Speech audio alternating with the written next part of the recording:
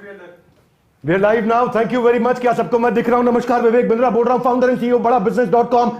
कुछ समय का डिले दिया आपको, लेकिन पूरे यूनियन बजट 2023 की तैयारी के साथ आया। निर्मला ताई, आपको बहुत बधाई। करेंगे थोड़ी आपकी बुराई, ना पक्ष ना विपक्ष, चर्चा करेंगे केवल निष्पक्ष। कम ऑन एवरीबॉडी, निष्पक्ष।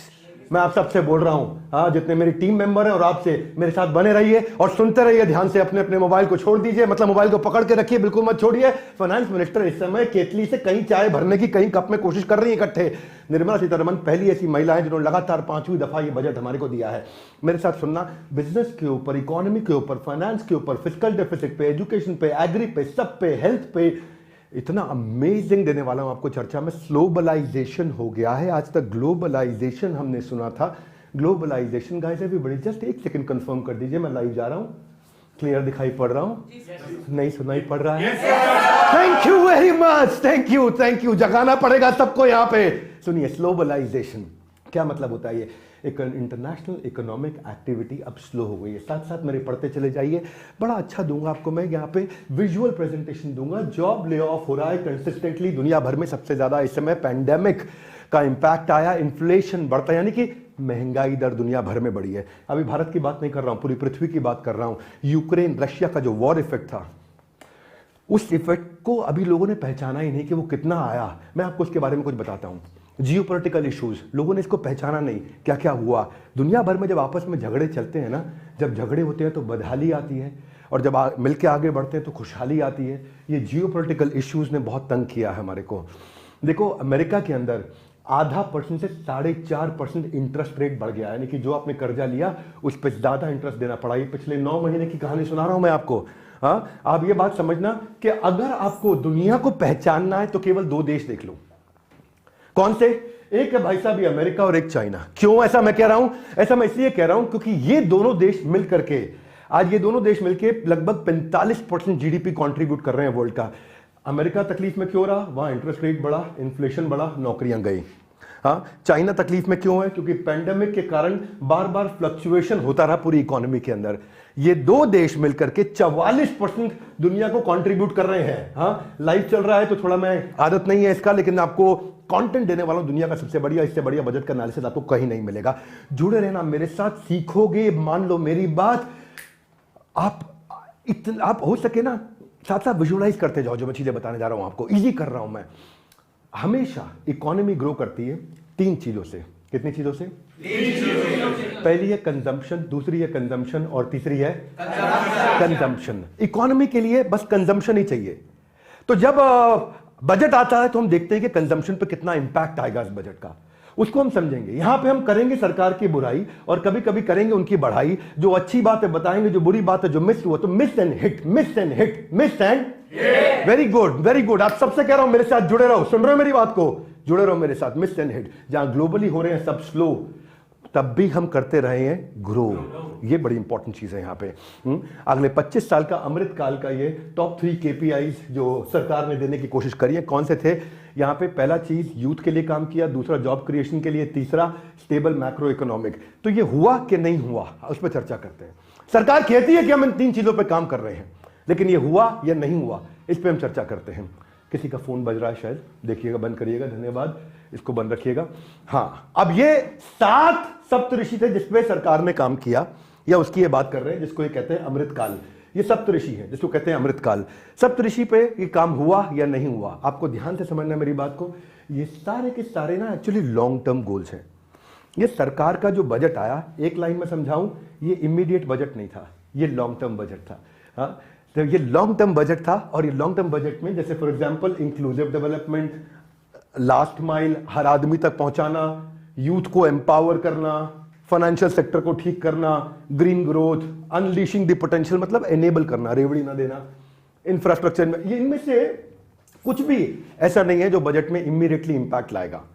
गडकरी जी, मैं ट्विटर आपको दोनों तरह के दिखाऊंगा, ब्लू और रेड। ब्लू का अर्थ है तारीफ हुई, गडकरी जी ने तारीफ करनी थी। इन्होंने कहा अमृत काल में नए भारत की नींव रखने के लिए 130 करोड़ भारतवासियों के लिए बहुत खुशहाल करने वाला बजट है। गडकरी जी, आपने तारीफ करनी थी, आप सरकार में हैं, आपने तारीफ करी। उदय कोटक, ये बिजनेसमैन है, इन्होंने काफी तारीफ करी। इन्होंने कहा कि भाई ये बड़ा अमृतकाल का पहला सबसे बढ़िया बजट रहा है, शॉर्ट में तारीफ करी। सुब्रमण्यम स्वामी मुझे लगा था शायद तारीफ करेंगे, पिछले कुछ दिनों से सरकार के खिलाफ बोलने में ये रुके नहीं है। इन्होंने बताया कि बजट में ना क्लैरिटी नहीं आ रही है कि गोल क्या है, और अगर गोल है तो उसका केपीआई रेट ऑफ रिटर्न, उसका क्षमा चाहता हूं, उसका rate of return, priority, economic strategy क्या होगी। सुब्रमण्यम स्वामी थोड़ी सी बुराई करते हुए दिखाई पड़े इस बजट की।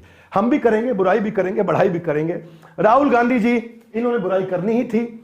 इन्होंने बोला मित्र काल, मुझे लगा शायद ये कहना चाहते हैं मृत काल, पर मुझे मालूम नहीं। ये कहते हैं ना विजन है, ना प्लान है, ना इंटेंट है। और फिर इन्होंने एक डेटा भी कोट किया है कि 1% अमीर लोगों के पास देश की 40% संपत्ति है। तो ये कहते हैं कि अमीरों को अमीर बनाने के लिए बजट है ये। बहरहाल मैं अब यहां से शुरू करूंगा, पहले कुछ अच्छी बात कर लेते हैं। क्या अच्छा रहा पिछले कुछ सालों में हमारे देश में? इंडिया, दुनिया भर में अनसर्टेनिटी है, इंडिया में स्टेबिलिटी रही है। मैं आपको बता देता हूं ये जो ग्रोथ रिफॉर्म रहे हैं ये कैसे रहे हैं। सबसे पहली चीज ये इसलिए हुआ कि पिछले कुछ सालों में सरकार ने इंफ्रास्ट्रक्चर पे काम किया, कैपिटल स्पेंड, बड़ा पैसा इन्वेस्ट किया, लेकिन कहते स्पेंड है इसको। देखिए दो तरह के पैसे खर्च होते हैं, एक है ऐसा खर्च कर दो जिसमें बांट दिया जाए, और एक है ऐसा खर्च करो जो लॉन्ग टर्म में हमारे को बेनिफिट दे। मेरे साथ फोकस रहिए प्लीज, इधर उधर मत देखिए, आपको बोल रहा हूं, सुनिए, इधर उधर मत देखिए, आपको बोल रहा हूं, इधर उधर मत देखिए, आपको बोल रहा हूं। इंसेंटिवाइजेशन ऑफ मैन्युफैक्चरिंग बड़ा इंपॉर्टेंट चीज है ये, कि इन्होंने मैन्युफैक्चरिंग को इंसेंटिवाइज किया। फिस्कल कंसोलिडेशन इन्होंने किया। फिस्कल कंसोलिडेशन कैसे किया मैं आपको समझाऊंगा अभी। फिस्कल डेफिसिट क्या होता है मैं आपको समझाऊंगा। सो जीडीपी पे क्या इंपैक्ट रहा पिछले कुछ दिनों में, मैं इसको 5 देशों से कंपेयर करूंगा। बता रहा हूं मैं 5 देशों के साथ कंपैरिजन बता रहा हूं, यूएस, चाइना, जापान, यूके और जर्मनी। हाँ, इसको इंडिया के साथ कंपेयर करके आपको समझा देता हूं। 2021 में आप यहां देख सकते हैं कि ये 4 जगह जहां हमने ग्रोथ देखा है जीडीपी का, उसके मुकाबले भारत का सबसे ज्यादा रहा। यानी कि यहां 2021 में भी ग्रोथ हुआ, 2022 में अगर आप देखेंगे तो यहां पे भी आप देख रहे हैं, मैं लाइव चल रहा हूं, मेरे साथ समझते जाइएगा। ग्रोथ सबकी गिरी है, भारत की फिर भी रही है ग्रोथ। ये क्यों रही मैं आपको समझाऊंगा अभी। 2023 में कुछ देश जैसे जर्मनी जैसे देश तो डी ग्रो कर गए हैं, -0.3% पे आ गए। यूके के हालत सबको पता ही है, बार बार वहां इलेक्शन होते रहे। आप देख रहे हैं कि यूएस भी बहुत बुरी हालत में रहा, कुछ हद तक चाइना आगे बढ़ा, पर भारत उसके बावजूद इन सबसे बहुत आगे रहा।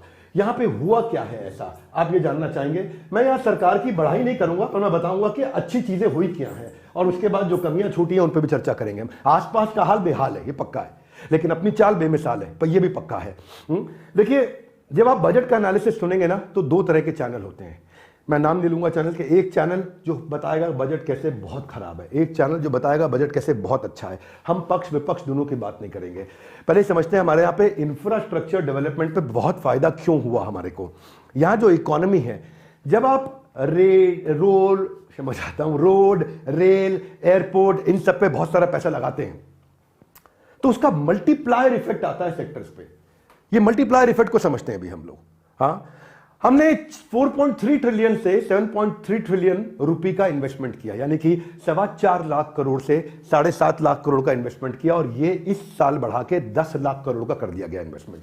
हाँ, इसको थोड़ा हम समझते हैं। ये जो हुआ है, ये मुझे लग रहा था कि इस दफा नहीं होगा, क्योंकि बहुत सारे राज्यों में इलेक्शन आ रहे हैं, तो मुझे लगा था कि इस बार कुछ ना कुछ रेवड़ी बटेगी। फिर से नहीं किया, फिर से इंफ्रास्ट्रक्चर पे पैसा लगाया। इसका मीनिंग समझते हैं। जो गति शक्ति है ना, जिसमें आप सब प्रकार की 7 प्रकार की ट्रांसपोर्टेशन की अलग अलग उपाय, फ्लाइट हो गया, ट्रेन हो गया, मास ट्रांसपोर्ट हो गया, रोड हो गया, शिप हो गया, सब हो गया, तो ये 7 प्रकार का लॉजिस्टिक्स का, इससे बड़ा इंपैक्ट आता है।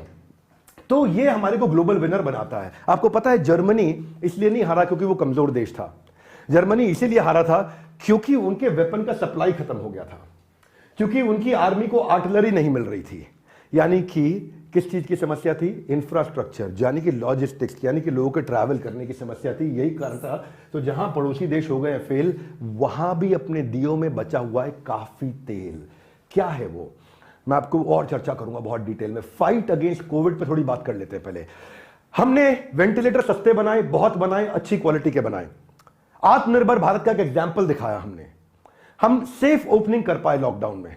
जीएसटी और टैक्स कलेक्शन को बहुत बड़ा किया।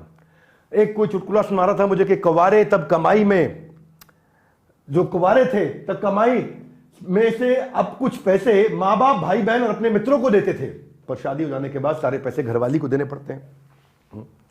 तो जीएसटी का मतलब क्या है? घरवाली का सर्विस टैक्स। तो ये जो घरवाली है हमारी, इन्होंने बहुत जीएसटी कलेक्ट किया। कैसा कलेक्ट किया हमारी घरवाली निर्मला ताई ने? ये 10 लाख करोड़ का जीएसटी कलेक्शन से 13.5 लाख करोड़ के जीएसटी कलेक्शन पे चलेगा, यानी कि 25% हमने ज्यादा जीएसटी कलेक्ट किया है। इतना अर्निंग, मैं आपको थोड़ा साधारण भाषा में समझाता हूं, पहले इसको इजी करता हूं। ऐसे समझो, खर्चे भारत के घट नहीं रहे हैं। बुद्धिमान अगर सीईओ यानी प्रधानमंत्री, सीएफओ चीफ फाइनेंशियल ऑफिसर यानी कि वित्त मंत्री, अगर ये बुद्धिमान हो तो इनकम बढ़ा सकेंगे। इन्होंने इनकम बढ़ाई है, वहां से हमारे को फायदा हुआ। और इससे क्या हुआ? अगर जीएसटी ज्यादा दिया गया है, इसका मतलब ज्यादा लोगों ने खर्चा किया है। जीएसटी किस पे आता है? साबुन खरीदते हो, तेल खरीदते हो, शैम्पू खरीदते हो, ब्रेड खरीदते हो, सब्जी आटा कुछ भी खरीदते हो, उस पर जीएसटी देते हो। आप सीमेंट लेते हो, सड़क, आप कुछ भी बिल्डिंग बनाते हो, लकड़ी लेते हो, जो सामान बाजार में कपड़ा खरीदने जा रहे हो, घड़ी खरीदने जा रहे हो, उस पर जीएसटी दे रहे हो। जीएसटी ज्यादा का मतलब लोगों ने पैसा खर्च किया, इसका मतलब इकोनॉमिक एक्टिविटी बढ़ी थी। तो मैं आपको फंडामेंटल भी क्लियर करते जाऊंगा। ये आपको ऐसा लगेगा कि जैसे एक बड़ी इकोनॉमिक्स की क्लास भी हो रही है साथ साथ में। ये केवल आप बजट नहीं सीख रहे हो, आप देश की इकोनॉमी को समझोगे। इस वीडियो के बाद आपकी लर्निंग का लेवल नेक्स्ट लेवल पहुंच चुका होगा। मैंने आपको प्रॉमिस किया था, इससे अच्छा बजट का वीडियो कहीं नहीं मिलेगा। और जितना इन्होंने कमिट किया था, जितना इनको एक्सपेक्टेड था, उससे ज्यादा ये इस समय टैक्स कलेक्ट करने जा रहे हैं। यानी कि इन्होंने जितना सोचा था उससे ज्यादा मिल रहा है, क्योंकि भारत में लोग खर्चा करने से भी घबरा नहीं रहे हैं। और सबसे बड़ी बात यह है कि आजू बाजू बहुत बुरा हाल था। किसका बुरा हाल था? श्रीलंका का बड़ा क्राइसिस हुआ। अब इतना बड़ा इकोनॉमिक क्राइसिस हुआ, वहां पे आप देख रहे हैं उनके जो राष्ट्रपति प्रधानमंत्री उनके भाग गए, असाइलम जाकर के अमेरिका में लिया, वहां बच के जाकर के छुपे। वो करेंसी आप देख रहे हो उनकी कितनी डिवैल्यू हुई, 77% इनकी करेंसी डिवैल्यू हुई श्रीलंका की। इन्फ्लेशन भयंकर बढ़ा, यहां पे 302% महंगाई बढ़ी। यहां कितना? यहां तो अगर 10% पार कर जाए तो हाय हाय हाय हाय पूरी पृथ्वी पे चालू हो जाए, लेकिन यहां केवल यहां पे 302% आप देख पा रहे हैं मेरे साथ में। बांग्लादेश बचा क्या? एक्सपोर्ट की इकोनॉमी थी, एक्सपोर्ट खत्म हो रहा है उनका। महंगाई भयंकर बढ़ रही है। जो दुनिया भर से रेमिटेंस, रेमिटेंस का अर्थ क्या होता है? जो दुनिया भर से लोग डॉलर भेजते हैं अपने देशवासियों में, अपने परिवार को। बेटा नौकरी कर रहा है ऑस्ट्रेलिया में, यूरोप में, यूएस में, तो वो घर भेजता है $10,000, वो आना बंद हो गया। फॉरेक्स रिजर्व कम हो गया बांग्लादेश का। बिजली जाने लगी बांग्लादेश में। पाकिस्तान में पिछले कुछ दिन बिजली थी नहीं, पूरे देश में बिजली चली गई। तो ये इन्फ्लेशन इनका बहुत बड़ा, कितना? 48%। यानी कि जो चीज, जो तेल अगर आज 100 रुपए लीटर है तो अगले साल 150 रुपए लीटर हो जाएगा। 150 रुपए लीटर है तो अगले साल 225 रुपए लीटर हो जाएगा। यानी कि इतनी महंगाई दर बढ़ी वहां पे। पाकिस्तान तो खैर वर्ल्ड बैंक ने बता दिया ये एशिया की वीकेस्ट इकोनॉमी था, एशिया की weakest economy. State bank of Pakistan के पास केवल $4 बिलियन बचा है। $4 बिलियन मतलब कितना? 3 हफ्ते ये इंपोर्ट कर पाएंगे। ये पूरी तरह से बैंकरप्ट हुआ पड़ा कंट्री है इस समय। ये नेशन ऐसा है। यहां का इन्फ्लेशन रेट इनका 88%, यानी कि जो 100 रुपए लीटर है अगले साल 188 रुपए लीटर हो जाएगा। आप मेरी बात समझ पा रहे हैं? जो तेल है 100 रुपए लीटर अगर आप ले रहे हैं तो, लेकिन हमारे यहां भी करेंसी डिवैल्यू हुई, पर साउथ एशिया के मुकाबले हम अच्छे रहे। अपना 9.5% हुई। यह नहीं कि इनकी तरह बुरा हाल रहा। अपने यहां भी इन्फ्लेशन घटा नहीं, क्षमा चाहता हूं, बढ़ा नहीं, घट गया। यानी कि महंगाई हमारे यहां बढ़ी नहीं, घटी है थोड़ी। फॉरेक्स रिजर्व हमारे दुनिया के 6 टॉप देशों में हमारा नाम आता है। चाइना, जापान और स्विट्जरलैंड के बाद 2 देश और उसके बाद 6ठे देश नंबर पे हमारा देश है। यानी कि आज भी हमारा फॉरेक्स रिजर्व अच्छा है, तो अपन स्टेबल है। तो एक साल में बहुत कुछ बदला जा सकता है, अगले एक साल में बहुत कुछ बदला जा सकता है। 5 साल ये अमृतकाल के लिए काम किया। तो मुझे लगता है कि इनको एक साल के लिए भी कुछ करना चाहिए था, जो कि सरकार ने नहीं किया। एक साल में भी आप इंपैक्ट ला सकते हैं, कंजम्पशन पे पुश ला सकते हैं, तो उन्होंने लॉन्ग टर्म रखा। मैं खुद भी आपके सामने एक उदाहरण हूं। एक साल पहले मैं चाहता हूं कि बजट ऐसा होना चाहिए कि इंसान की सरदर्दी का वही हाल हो जो मैंने अपने बॉडी फैट का किया है। मैं अपनी फोटो देख रहा था, मैं हैरान हो गया था। ये 1 फरवरी 2022 की फोटो है और ये 1 फरवरी 2023 की फोटो है। ये आज की फोटो है। मैं 106 किलो से 74 किलो पे आ गया। मैं चाहता हूं कि सरकार का बजट भी, धन्यवाद सबकी तालियों के लिए, सरकार का बजट भी ऐसा होना चाहिए कि जिसपे उसको तालियां पड़े, गालियां ना पड़े। तो आज कहां पड़ेगी ताली और कहां पड़ेगी गाली? क्षमा चाहता हूं, कभी कड़वा बोलूंगा, कभी मीठा बोलूंगा। ये बजट इंपॉर्टेंट इसलिए था क्योंकि ये इनका आखिरी फुल टर्म बजट था इस सरकार का, जो 5 साल की हमारी सरकार रही है ये। 2024 में जनरल इलेक्शंस आ रहे हैं। इस समय आप देख रहे हैं कि बहुत सारे इलेक्शंस आ रहे हैं और बहुत सारे इलेक्शन के अलावा इनके जनरल इलेक्शन भी आ रहे हैं। तो मुझे लगा था कि कुछ रेवड़ी बटेगी, मुझे लगा था कुछ लोगों को बांटा जाएगा, कुछ बेनिफिट दिया जाएगा। वो बहुत ज़्यादा नहीं हुआ। अभी भी इन्होंने बड़े ग्रोथ एजेंडा पे काम किया, इन्फ्लेशन के प्रेशर पे काम किया, अमृतकाल के लिए सोचा इन्होंने। और अभी होना क्या चाहिए इस समय, चाइना प्लस वन स्ट्रैटेजी दुनिया में देखी जा रही है। चाइना के अलावा इंडिया को एक बहुत बड़ी ऑप्शन के रूप में कंसीडर किया गया, जिसको आप समझेंगे। कुछ ट्वीट भी पढ़ लेते हैं। योगी आदित्यनाथ जी ने फेवर में बोला, उनको बोलना ही था, सरकार में है वो। हर्ष गोयनका ने फेवर में बोला कि रेलवे रिन्यूएबल और रिफॉर्म पे काफी काम हुआ। एक गाना भी आया था, नाटू नाटू नाटू नाटू नाटू, तो बोला नाटू नाटू बजट है, RRR, नाटू नाटू बजट। तो कहते हैं ना कि जब पिता घर पे सैलरी लाते हैं, कुछ पैसों से बिजली पानी का बिल भरते हैं, कुछ खर्चा करते हैं, कुछ बचाते हैं, इसी प्लानिंग के साथ वो अपने घर को चलाते हैं। और जब इसी प्लानिंग से घर को चलाया जाता है, इसी प्रकार देश का बजट भी बनाया जाता है, और जो हमारे भविष्य को दिखाता है, बताता है। हम शुरुआत करते हैं MSMEs के साथ में। सुनना मेरे इस बजट के इस एक्सप्लेनेशन में आप सीख भी बहुत कुछ जाएंगे, इतना कुछ सीखेंगे। MSME क्या है? ये बैकबोन है इंडियन इकोनॉमी की। धंधा छोटा है लेकिन ये देश को बड़ा बनाता है MSME। 13 करोड़ हमारे देश में छोटे व्यापारी हैं। इनसे शुरू करते हैं। 13 करोड़ छोटे व्यापारियों में 45% पूरे देश का कंट्रीब्यूशन मैन्युफैक्चरिंग को यही करते हैं। 30% GDP को कंट्रीब्यूट ये छोटे व्यापारी करते हैं। 40% देश का एक्सपोर्ट ये छोटे व्यापारी करते हैं। 95% इंडस्ट्रियल यूनिट जो भी बन रहा है, मैन्युफैक्चरिंग हो रहा है, ये छोटे व्यापारी करते हैं। और कौन करता है? तो 40% हमारे देश की नौकरियां भी छोटे व्यापारी देते हैं। इसीलिए अगर सबसे ज्यादा समय लगाया जाना चाहिए था, वो इन्हीं पर लगाना चाहिए था। तो मैंने बताया आपको हिट और मिस पे बात करेंगे। भंगड़ा पा रहे हैं सरदार जी, इस समय नाच रहे हैं। क्या हिट रहा, क्या अच्छा रहा? इन्होंने उधार कम उद्धार ज्यादा किया, यानी कि इन्होंने फ्री में नहीं बांटा, ऐसा काम किया जिससे MSME एनेबल हो सके। तो पहले देखते हैं 95% जो फोरफिटेड अमाउंट था, जो टेंडर फेल हुए हैं, सरकार कह रही है कि भाई उसको बेटर वर्किंग कैपिटल के लिए हम लोग उसको फोरफिट कर देंगे। वो एक अच्छा बेनिफिट रहा, उससे उसका वर्किंग कैपिटल बचेगा। अब जब कॉर्पोरेट MSME को पैसा दे देगा अपना, जैसे फॉर एग्जांपल एक मारुति बड़ा कॉर्पोरेट है और एक छोटा MSME हो सकता है, उदाहरण के लिए। वैसे उसके साथ छोटा MSME काम नहीं करेगा, पर उदाहरण के लिए बोल रहा हूं। छोटा MSME वो क्या बना के दे रहा है? वो उसको लेट्स से रबड़ मैट बना के दे रहा है, जो नीचे पायदान रहता है गाड़ी में, और पायदान बना के दे रहा है। तो अब मारुति अपने टैक्स का फायदा तब उठाएगा जब उसको पेमेंट कर देगा छोटे व्यापारी को। पेमेंट करने के बाद, आज क्या होता था, बिल के बाद वो अपने खर्चे में बुक कर लेता था, टैक्स का बेनिफिट उठा लेता था। अब कॉर्पोरेट जल्दी पैसा देगा छोटे व्यापारी को। एक अच्छा काम किया। हम चाहते थे ECLGS को एक्सटेंड किया जाए, यानी कि इमरजेंसी क्रेडिट लाइन गारंटी को एक्सटेंड किया जाए, और वो एक्सटेंशन इन्होंने किया। और कैसे किया? इसका 89% फायदा सबसे छोटे व्यापारी होते हैं। ये होता क्या है, मैं आपको बता देता हूं। पिछली बारी में 2.25 लाख करोड़ रुपए डूबने से बचाया था इस स्कीम ने। छोटा व्यापारी ईमानदार होता है, समय में पैसा वापस करना चाहता है, परंतु जो आसपास जियोपॉलिटिकल कंडीशन रही ना, उससे बड़ी फाइनेंशियल डिफिकल्टी रही। आप जानते हैं जो मटेरियल सप्लाई था, कमोडिटी प्राइस था, वो बदल गया। क्रूड ऑयल, आपको जान के हैरानी होगी, जो $61 बैरल का था वो $103 का हो गया। कितना महंगा हुआ क्रूड ऑयल। आपको लगता है क्रूड ऑयल कहां इस्तेमाल होता है? मेरे भाइयों, क्रूड ऑयल का इस्तेमाल बहुत जगह होता है। केमिकल में होता है, डाई में होता है, पिगमेंट में होता है, कंस्ट्रक्शन और रोड में होता है, सब जगह क्रूड ऑयल का इस्तेमाल होता है। वो महंगा हो जाएगा, छोटे व्यापारी की हालत खराब होती है। स्टील प्राइस बढ़ा है, 39,000 रुपए टन से लेकर के आज 67,000 रुपए टन पे पहुंच गया 2022 में। कितना प्राइस बढ़ा है। अगर कमोडिटी प्राइस बढ़ता है तो उसका इंपैक्ट आता है। तो ये जो इमरजेंसी क्रेडिट लाइन गारंटी थी, ये क्या थी? एक वरदान की आशा है। 2 लाख करोड़ का एक्स्ट्रा लोन, और ये कैसा कोलैटरल फ्री लोन है। 2 लाख करोड़ का एक्स्ट्रा कोलैटरल फ्री लोन, और वो भी क्या? 1% कम इंटरेस्ट पे दिया, जिससे 2,000 करोड़ की इंटरेस्ट सेविंग भी हो रही है। तो अगर बिना कोलैटरल के ये पैसा मिलेगा व्यापारी को, उससे उसका वर्किंग कैपिटल पेमेंट फंसती है। छोटे व्यापारी को समझो पहले क्या होता है, उसकी पेमेंट फंस जाती है बाजार में।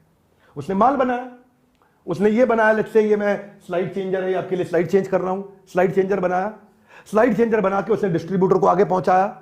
डिस्ट्रीब्यूटर को 1 लाख पीस दिए, 100 रुपए का था। 1 लाख पीस पे 100 रुपए के हिसाब से उसको 1 करोड़ मिलना था, उसको मिला 6 महीने के बाद या 4 महीने के बाद। अब वो बना के दे चुका है, वो खर्चा कर चुका है, 4 महीने उसका पैसा फंसा रहा, 4 महीने की इंटरेस्ट कॉस्ट भी है, 4 महीने की कितनी कीमत है उसके लिए। आज क्या वर्किंग कैपिटल और बनाएगा, वो वर्किंग कैपिटल उसका ब्लॉक हो जाता है, तो इससे फायदा हुआ।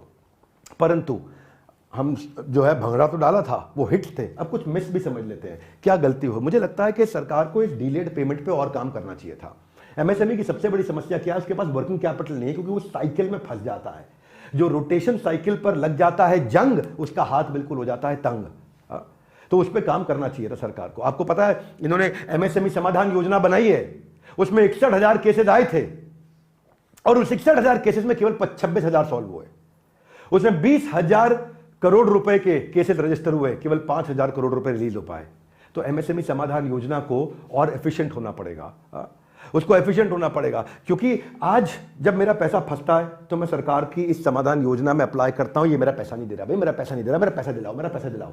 सरकार कहती है हम आपको आपके से पैसा दिला देते हैं। सरकार उसको फोन लगाती है, एमएसएमई समाधान योजना, उसको फोन लगाती है, उसको चिट्ठी भेजती, कम्युनिकेशन करती है, पैसा लौटाओ उसका। लेकिन पहले ही मैं 6 महीने तक अपना झगड़ा कर चुका था, 6 महीने मुझे नहीं मिला। फिर मैं सरकार के पास जाता हूं, भैया आप दिलवा दो इससे, मेरे को ये बदमाशी कर रहा है, मुझे पैसा नहीं दे रहा। उसके बावजूद सरकार 194 दिन और लगा देती है, यानी कि 6.5 महीना और लगा दिया। तो उस बेचारे का पैसा 1 साल फंसा रहता है। मैं इसके लिए एक रेवोल्यूशनरी आइडिया दूंगा आपको। वो रेवोल्यूशनरी आइडिया क्या है, उससे पहले समझो, जब उसका पैसा इतने दिन फंसा रहता है, बैंक का इंटरेस्ट चलता रहता है। बैंक का इंटरेस्ट होता क्या है, बैंक का इंटरेस्ट 26 जनवरी को भी चलता है, 15 अगस्त को भी चलता है, 2 अक्टूबर को भी चलता है, जब आप सो रहे हो तब भी चलता है, जब आप जाग रहे हो तब भी चलता है। वो बैंक नहीं कहता समाधान योजना से पैसा नहीं आया जी, मैं इंटरेस्ट, बैंक का इंटरेस्ट चलता रहता है।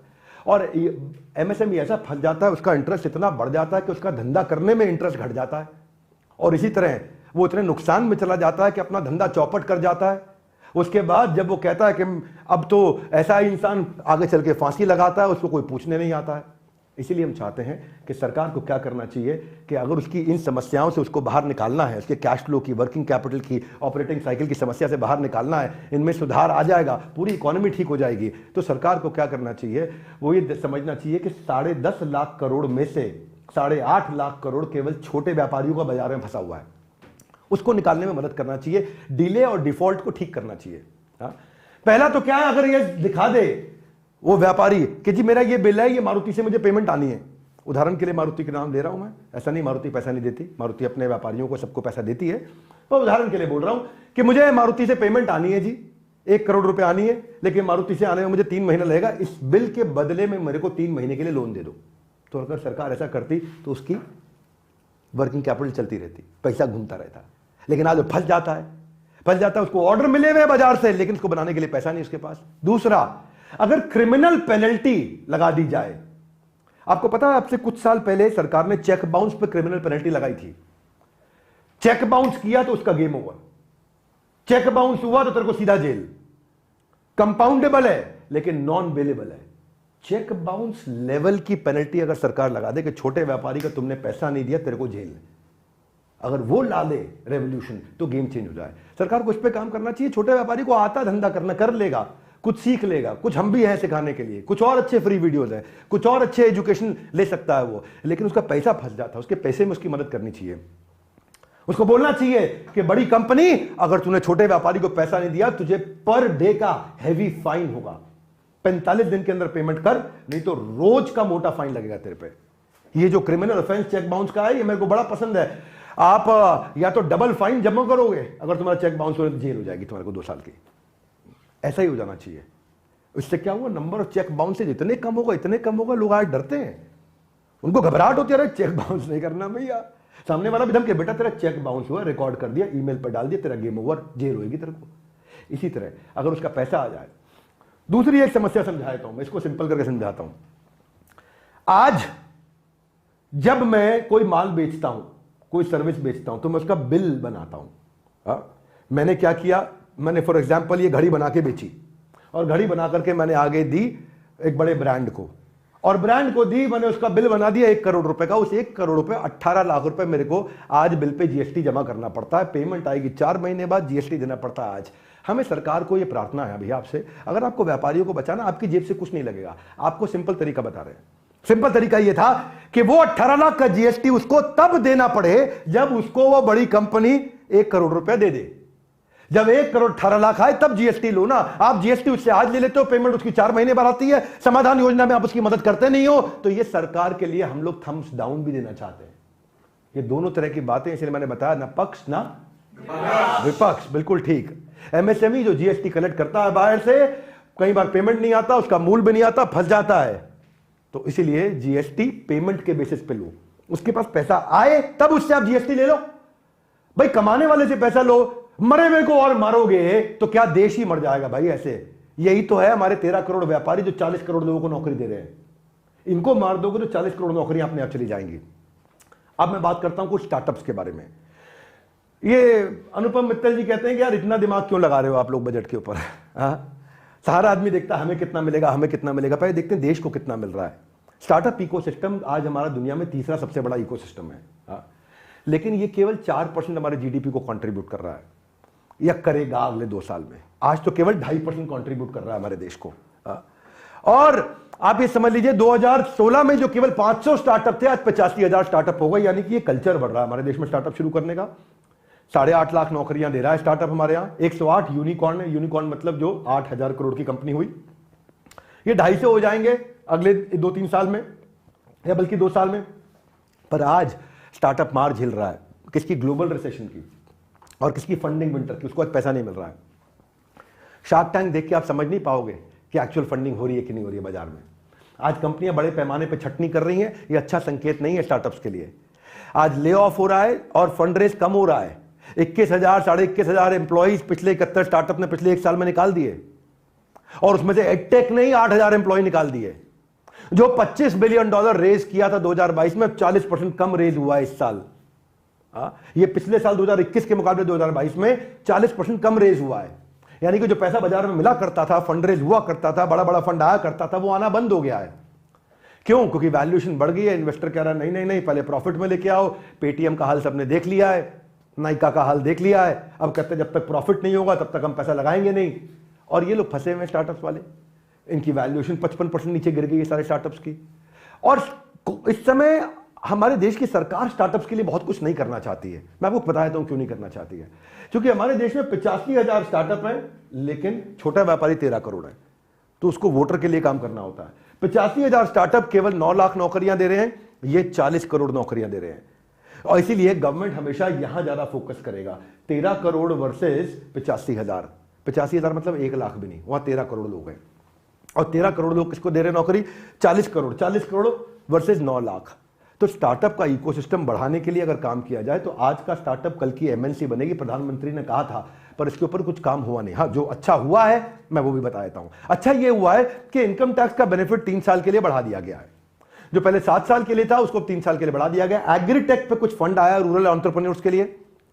और सेट ऑफ लॉसेस जो है, जिसको मैं समझा रहा था आपको कि भाई पहले जो है आपका जो लॉस होता था 7 साल तक, उसको आप टैक्स में एडजस्ट कर सकते हो। अगले साल प्रॉफिट में आओगे तो भी टैक्स देने की जरूरत नहीं। अब उसको 10 साल कर दिया। यानी कि अगर 10 साल तक आप अपने सारे लॉसेस को आने वाले प्रॉफिट से भी एडजस्ट कर दोगे तो चलो एक चीज अच्छी है, स्टार्टअप लॉस में ही रहते हैं तो उनको जब प्रॉफिट होएगा तो प्रॉफिट बचा भी लेंगे अपने आप को। क्योंकि 80% स्टार्टअप हमारे देश में लॉस में रहते हैं। तो आने वाले समय में वो पुराने वाले लॉस के बदले जब उनको टैक्स देने का टाइम आएगा तो सरकार ने कहा ठीक है हम तुमको थोड़ा कंफर्ट दे देते हैं, भाई तुम्हारे थोड़ा आराम दे देते हैं, तुमने बहुत लॉस झेल लिया है, अब जब तुम कमा रहे हो तो फट से नहीं छीनेंगे तुमसे। ये सरकार के लिए एक अच्छी बात है, तो उसके लिए मैं सरकार की तारीफ करनी चाहिए, स्टार्टअप्स के लिए काम किया है। लेकिन आंख में आंसू भी आ जाते हैं जब देखते हैं कि बजट के अंदर ईसॉप क्या होता है, इसको समझ लो। हमारे साथ एक एम्प्लॉई है, फॉर एग्जाम्पल हमारे साथ में एक एम्प्लॉई है पल्लवी मैडम, अभी साथ में खड़ी है यहां पे। अब पल्लवी मैडम को कंपनी में कुछ हिस्सेदारी मिली है। अब इनको जब कंपनी में हिस्सेदारी जब पूरी मिल जाती है तो मिलते ही, जब इनको हिस्सेदारी मिलती है तो मिलते ही सरकार इनसे टैक्स ले लेती है। इनको हिस्सेदारी कागज पे मिली है, पैसा जेब में नहीं आया, पर सरकार कहती है पल्लवी पैसा लेके आओ भैया। ये आप कौन है? बोला हम कौन सी ताई है? आप जानते, निर्मला ताई। तो अब ये करती है निर्मला ताई की बड़ी बुराई। बोले मेरे को तो कागज मिला है, पैसा मिला नहीं। उन्होंने कहा हमको टैक्स चाहिए, हमने तो इनकम मान लिया, आपको कंपनी में हिस्सेदारी मिली है। तो ये हिस्सेदारी जो स्टार्टअप की हिस्सेदारी होती है, ये नेशनल स्टॉक एक्सचेंज और बॉम्बे स्टॉक एक्सचेंज जैसी लिस्टेड कंपनी वाली नहीं है कि हिस्सेदारी मिली तुरंत कैश मिल जाएगा। तो ये जो ईसॉप है, अब इसको मैं थोड़ा समझा देता हूं। स्टार्टअप को बढ़िया मैन पावर को रोकने के लिए पल्लवी मैम हमारे साथ काम करती रहे। उनको रोकने के लिए हम उनको हिस्सेदारी देते हैं कि ले लो भैया थोड़ी हिस्सेदारी हमसे ले लो पल्लवी मैम, आप हमारे साथ जुड़े रहो कंपनी में। वो कहती है ठीक है सर मैं आपके साथ काम करूंगी। लेकिन होता क्या है, इनको डबल टैक्स लग जाता है। हाथ आगे लाई कितना लग जाता है? हाथ आगे लाई कितना लग जाता है? Double tax. पूछिए कैसे?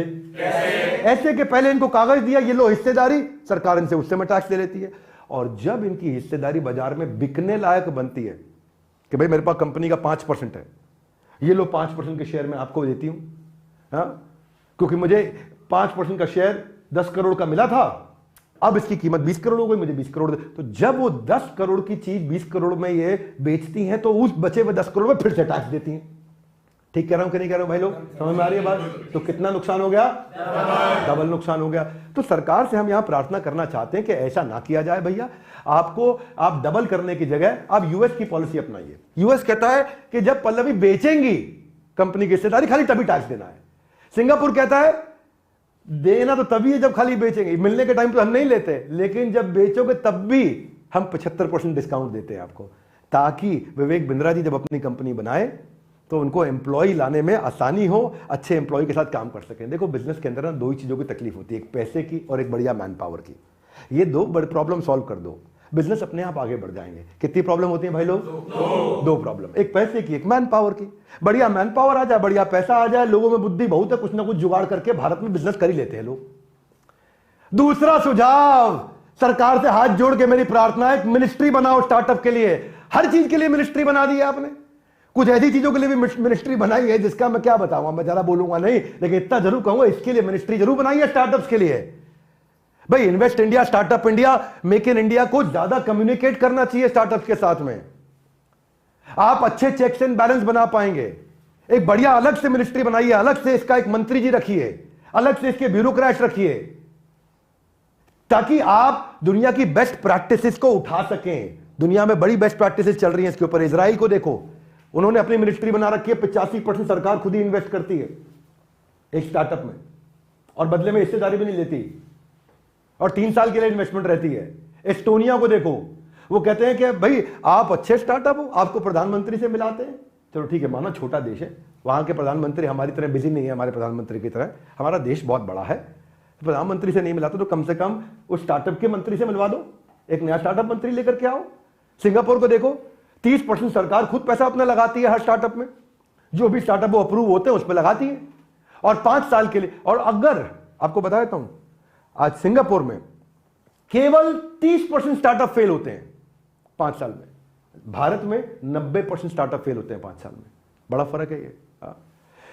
अब थोड़ी बात करते हैं स्टार्टअप एमएसएमई के बाद इंफ्रास्ट्रक्चर की। क्यों ये सरकार इंफ्रास्ट्रक्चर पे इतना पैसा लगाती है, जिसके लिए हम सरकार की कुछ हद तक तारीफ भी करेंगे। तारीफ करेंगे कि नहीं करेंगे भाई लोग? Thank you very much. तो इंफ्रा पे दिल खोल के बजट हुआ मेहरबान। डिफेंस के बाद सड़कों के निर्माण पे दिया ध्यान। मतलब देश को बचाना है, साथ में लाना है, आगे भी बढ़ाना है। मैं आपको आज बताना चाहता हूं जॉन एफ कैनेडी के बारे में। जॉन एफ कैनेडी क्या कहते हैं? अमेरिका के पास सड़कें अच्छी हैं इसलिए अमेरिका अमीर है। ऐसा नहीं है कि अमेरिका अमीर है इसलिए उसके पास सड़कें अच्छी हैं। क्या मतलब हुआ? बड़ी गहरी स्टेटमेंट है ये। गडकरी जी जब रोड मिनिस्टर रहे हैं अपने, तो वो भी अपने ऑफिस में बड़ा बड़ा लगा के रखते हैं। वो देश बहुत अमीर हो जाता है जहां इंफ्रास्ट्रक्चर होता है, जहां सड़कें होती हैं, क्योंकि फिर लोग व्यापार ज़्यादा कर पाते हैं, आ जा पाते हैं, कनेक्टिविटी होती है, मोबिलाइजेशन होता है, कम्युनिकेशन होता है, इन्वॉल्वमेंट, एंगेजमेंट बेटर होता है। तो देखिए, इंफ्रास्ट्रक्चर में डालने से नौकरियां बहुत तेजी से बढ़ती हैं। इंफ्रास्ट्रक्चर में डालने से जब नौकरियां आएंगी तो लोग जेब में पैसा आएगा, वो खर्चा करते हैं। जब खर्चा होता है तो इकोनॉमी बढ़ती है। जब कंजम्पशन कंजम्पशन कंजम्पशन, जब इकोनॉमी बढ़ती है तो उसमें फिर कमाई होती है, कमाई से फिर और इंफ्रास्ट्रक्चर में पैसा लगाया जाता है। इसको समझते हैं इंफ्रास्ट्रक्चर में क्यों पैसा लगाना है। आप पहले सुनिए, एक हो गया रेवड़ी बांटना, मुफ्त में कुछ देना। 1 रुपया दोगे, वो 90 पैसा इकोनॉमी की ग्रोथ में लगता है। लेकिन जब इंफ्रास्ट्रक्चर पे 1 रुपया लगाते हो तो वो जीडीपी में 3 रुपया बन जाता है। हाथ आगे लाइए। क्यों? समझ में आ रहा मेरी बात? क्या सिंपल लग रहा है? नहीं लग रहा भाई लोग? क्या है, अगर आपने फ्री में दिया किसी को, ले भाई मैंने तेरे को खाने के लिए दाल चावल दे दिया, हाँ, वो दाल चावल दोगे तो ये बेचारा अकेला खाएगा। लेकिन अगर आप इंफ्रास्ट्रक्चर पे लगाओगे तो नौकरी होगी, नौकरी होगी, उसका इंपैक्ट क्या होगा? उसका इंपैक्ट है कि मटेरियल भी आएगा, लेबर भी आएगी, नौकरी भी आएगी। कैसे होगा? देखो, स्टील भी लगेगा, सीमेंट भी लगेगा, लकड़ी भी लगेगी, माइनिंग भी होगी, आप टाइलें भी लगेंगी, वहां पे सैनिटरी भी लगेगी, उसके अंदर में पेंट भी लगेगा, उसके अंदर अर्थ मूवर, कॉम्पैक्टर, जेसीबी सब लगेगा। ये थोड़ी कि मुख्यमंत्री खाली यूपी के जेसीबी एक पर्पस के लिए इस्तेमाल करेंगे। इंफ्रास्ट्रक्चर मिलेगा तो जेसीबी हर जगह इस्तेमाल होगी। Would you all agree with me? Yes no? Infrastructure से जॉब क्रिएशन होता है, क्योंकि वहां इंजीनियर भी आएगा, कंसल्टेंट भी आएगा, प्लम्बर भी आएगा, कारपेंटर भी आएगा, इलेक्ट्रिशियन भी आएगा, हर प्रकार का लेबर कॉन्ट्रैक्टर आएगा। कितने लोगों को नौकरियां मिलती हैं, उनकी जेब में पैसा आता है। प्लम्बर जब ज्यादा कमाता है, वो प्लम्बर जब 12,000 रुपये महीना कमा रहा था, बढ़िया नौकरी मिल गई, 25,000 महीना कमा रहा, डबल हो गया, बचे हुए पैसे को इस्तेमाल करेगा, खर्च करेगा वो। तो इसमें एक बड़ा अच्छा भारत को माला के रूप में परियोजना बनाई इन्होंने, कि भारत को एक माला सी पहनाई, इसको बोलते हैं भारत माला परियोजना। उसमें इन्होंने क्या किया, 142 मिलियन मैन डेज, 2.25 करोड़ नौकरियों की अपॉर्चुनिटी आई उससे। और जब बड़ा हाईवे बनता है तो ढाबा भी खुलता है, फूड कोर्ट भी खुलता है, रिटेलर भी आते हैं। जब बड़ा हाईवे बनता है तो वहां बाजू में नए मैन्युफैक्चरिंग यूनिट भी बनते हैं, मॉल्स भी खुलते हैं। जब बड़ा हाईवे बनता है तो रियल एस्टेट डेवलपमेंट भी होता है, वहां पे मकान भी बनते हैं, वहां पे हाई राइज टावर भी बनने लग जाते हैं। फिर वहां पे एयरपोर्ट का भी काम होता है, वहां कंजम्पशन बेहतर होता है, वहां लोग खर्चा करने लगते हैं। जब मैं आपको छोटा एग्जाम्पल नोएडा एक्सप्रेसवे का देता हूं, बहुत छोटा सा है नोएडा एक्सप्रेसवे, इतने बड़े देश में केवल 25 किलोमीटर का। परंतु जब नोएडा एक्सप्रेसवे बना, बनते ही वहां पे 1 लाख अपार्टमेंट ऐड हो गए। हो गया कमाल भाई लोग? Yes no? कितना Noida expressway? 25 kilometre, 1 lakh apartment add हो गए, बंगलो ऐड हो गए, मकान ऐड हो गए, 1 करोड़ स्क्वायर फीट के ऑफिस आ गए वहां पे। भाई इतने लोग आ गए, ऑफिस भी आ गया, टीसीएस भी आ गया, एचसीएल भी आ गया, सैमसंग भी आ गया, जीई, जेनपेट सब आ गए, वहां पहुंच गए। जब ये आ गए तो उनके लिए बढ़िया रेस्टोरेंट भी आ गए, होटल भी आ गए, फूड चेन भी आ गए। अरे अरे अरे अरे, डोमिनोज पिज्जा 30 मिनट में घर लेके पहुंचेगा, आप बताओ हमारे आपके पास। अरे सब आ गए, वाओ मोमो, सब बढ़िया से आ रहे हैं वहां पे, खूब मजा आ रहा है इस समय। अब देखिए इसमें क्यों भंगड़ा डाला जाना चाहिए, इसमें क्या अच्छी चीज है। जब ये फंड जो है 10,000 करोड़ का अर्बन डेवलपमेंट पे इन्होंने डाला, 50 एयरपोर्ट और हेलीपैड को रिवाइव किया, जिसमें 1250 करोड़ रुपए और लगाने जा रहे हैं। हालांकि पीछे गुस्से में किसी ने चिल्लाया भी कि और एयरपोर्ट बनाओगे तो बनाने के दोगे किसको, तो उनको पता था किसकी बात कर रहे थे। हम उस पर ज़्यादा चर्चा नहीं करेंगे, उनके अभी इस समय रैंकिंग पर भी काफ़ी असर आ रहा है। जब इंसान दुखी परेशान हो तो उसको और क्या परेशान किया जाए, है कि नहीं? सुख में तारीफ करते नहीं, दुख में बुराई करने हम भी लग जाएं साथ में। ग्रीन हाइड्रोजन मिशन, कोई मीम भी बना रहा था कि इस रंग हरे रंग से, मैं भी हरा रंग पहन के आया हूँ, मेरी भावना आहत हो जाती है। थोड़ा इससे बाहर आओ भाई, धंधे की बात करो है जी, थोड़ा ये रंगों पे मत जाओ। हरा रंग है, कौन सा केसरिया रंग है, और कोई रंग है, बिजनेस का रंग समझो भाई, देश का रंग समझो, इकोनॉमी का रंग समझो। तो आज इन्होंने ग्रीन एनर्जी पे या ग्रीन हाइड्रोजन मिशन पे लगभग 20,000 करोड़ रुपए इन्वेस्ट करने जा रहे हैं, जिसमें 5 मिलियन मेट्रिक टन हम 2030 में पहुंचेंगे। लेकिन अमेरिका आज ऑलरेडी 10 मिलियन मेट्रिक टन पे है, वो 2023 में 10 मिलियन मेट्रिक टन पे है, हम 2030 में पहुंचेंगे। ये इन्वेस्टमेंट जरूरी थी, इससे लास्ट माइल कनेक्टिविटी होगी। 75,000 करोड़ रुपए इसके लिए लगा रहे हैं। मैं इसको समझाता हूं, आप सोचोगे यार मेरा क्या फायदा, क्या सोचोगे? भाई आपका फायदा यह है इसमें कि आपने 100 रुपए का सामान खरीदना था अपने गांव में रह के। कितने रुपए का? 100 रुपए का सामान खरीदना था। आपको पता है वो 100 रुपए के सामान में आप 16 रुपया पे कर रहे हो उस सामान को वहां पहुंचने के कारण। क्योंकि लॉजिस्टिक्स हुआ ना, सड़कों में ट्रक में भर के पहुंचे में ट्रक का तेल लगा, रास्ते में कितना खर्चा किया, ड्राइवर लगा रहा, 3 दिन वहां ड्राइव करके पहुंचा। तो आपने जो 100 रुपए का सामान बाजार से खरीदा, उसमें 16 रुपए आपने वो ट्रक वाले को, वो लॉजिस्टिक्स को चुपचाप दे दिया, आपको पता भी नहीं है। ये मैं आपको देश का आंकड़ा दे रहा हूं साधारण भाषा में। अगर ये सड़कें बन रही हैं जिस तरह से बन रही हैं, वो 100 रुपए का माल में 16 नहीं देना पड़ेगा, आपको 8 ही देना पड़ेगा। यानी कि 100 रुपए की चीज 92 रुपए की हो जाती है। इससे पूरे देश में जब भारी मात्रा में असर आता है तो वो असर बहुत बड़ा हो जाता है। 100 रुपए में 8 रुपए 16 रुपए समझ नहीं आएगा आपको। अभी हमारे साथ में मोनू पलवल में रहता है।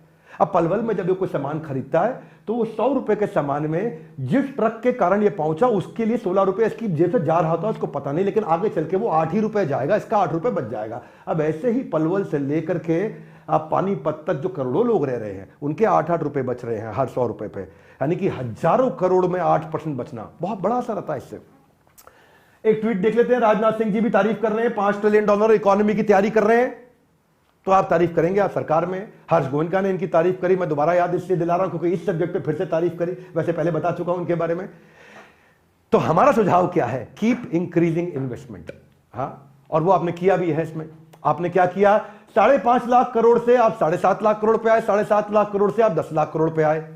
तो आप लगातार इन्वेस्टमेंट बढ़ा रहे हैं, अच्छा लगा हमारे को। सड़कों पे आपने काम किया, सड़कों में 1,87,000 करोड़ से आप 2,70,000 करोड़ पे आए, 44% आपने बढ़ा दिया। सड़कें बननी जरूरी है। याद रखना, अमेरिका इसलिए अमेरिका में सड़कें इसलिए नहीं क्योंकि वो अमीर है, अमेरिका अमीर इसलिए क्योंकि उसमें सड़कें हैं। सड़कें बनने से देश अमीर बनता है, ये आपको पता नहीं चलता है। तो ये लॉन्ग टर्म विजन, मैंने ये चीज देखा है कि ये सरकार थोड़ी अलग प्रकार की, सुनती नहीं है किसी की, ये थोड़ी करेज वाली सरकार है। तो ये लॉन्ग टर्म पे काम करती है। कहते हैं वोट दो नहीं दो, बात की बात है, हम वो काम करेंगे जो अमृतकाल का काम है। ये तारीफ करने लायक बात है। जहां होगी बुराई करेंगे। सड़कों इन्होंने काफी अच्छी कंप्लीट करी है। महाराष्ट्र समृद्धि महामार्ग बनाया इन्होंने मुंबई से नागपुर, पूर्वांचल एक्सप्रेस इन्होंने बहुत बड़ा बनाया, वेस्टर्न ईस्टर्न पेरिफेरी, इसकी मेरे पास बहुत एग्जांपल थे पर मैं कट शॉर्ट कर रहा हूं आपके सामने। रेलवे पे इन्होंने काफी पैसा लगाया। अब रेलवे में पिछले 10 साल में इन्होंने 9 गुना इन्वेस्टमेंट कर दिया। 55,000 करोड़ से 2.5 लाख करोड़ पे आ गए भाई लोग। कितना? 55,000 करोड़ से 2.5 लाख करोड़, लगभग 2.5 लाख करोड़, 2,40,000 करोड़, तो 2.5 लाख करोड़ जैसा ही हो गया। वो इतना इन्वेस्टमेंट बढ़ा दिया इन्होंने रेलवे पे। अब जब रेल ज्यादा चलेगी, हर जगह चलेगी, हर जगह पहुंचेगी। नॉर्थ ईस्ट में मेरा एक दोस्त रहता है, कहता है हमारे यहां तक रेल आती नहीं है। वो रहता है अरुणाचल प्रदेश में, रेल ही नहीं आती। मैं कहा फिर क्या करते हो? बोला फिर वही गाड़ी करते हैं, टैक्सी करते हैं, कुछ करते हैं, जुगाड़ करते हैं और बैठ के इकट्ठे होकर के आते हैं, बस पे आते चढ़ के।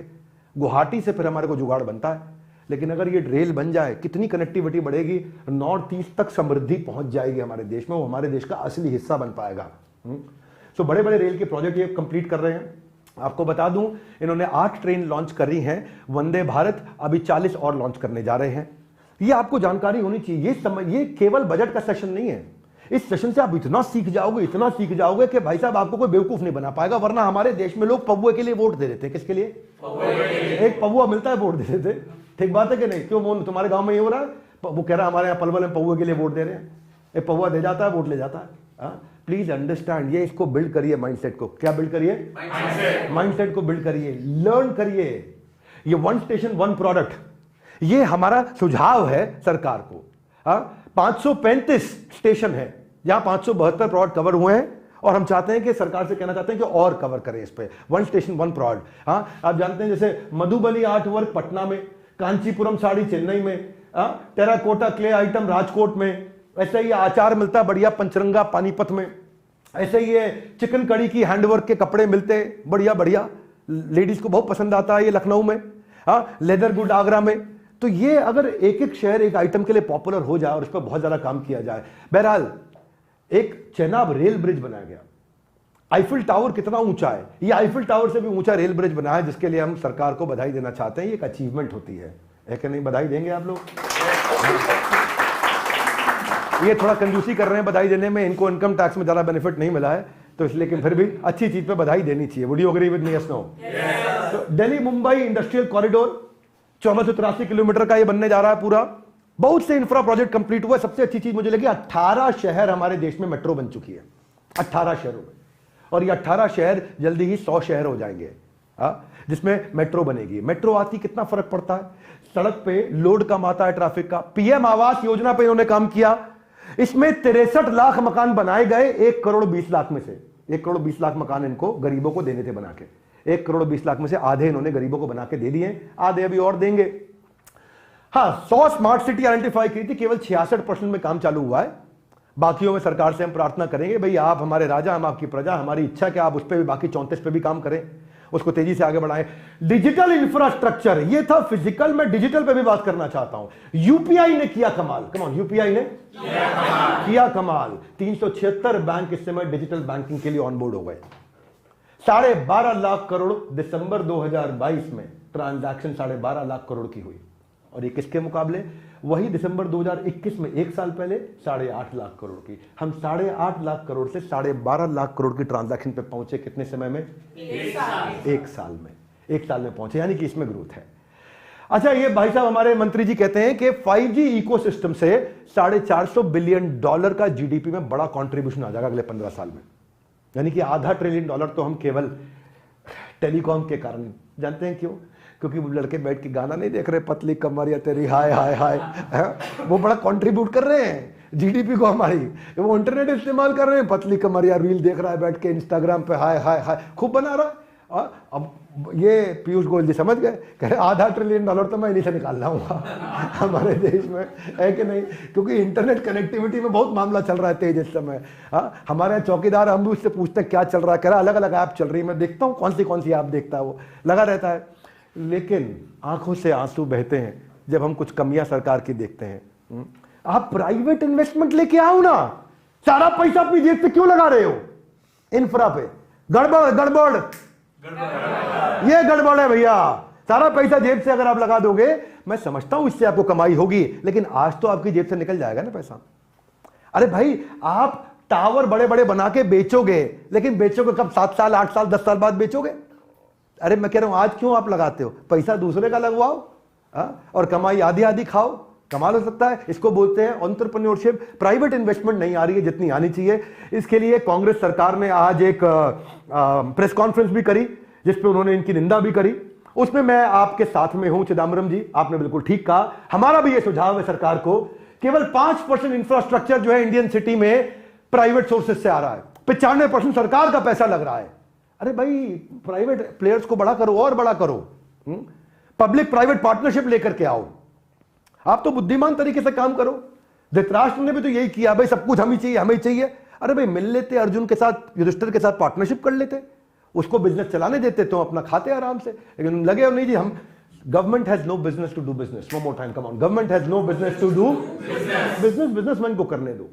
आप पॉलिसी बनाओ, ऐसी बनाओ कि कोई चोरी चक्कारी ना करे, ऐसी बनाओ कि कोई मोनोपोली ना क्रिएट करे, ऐसी बनाओ कि कोई शोषण ना करे, ऐसी बनाओ कि किसी गरीब का नुकसान ना हो।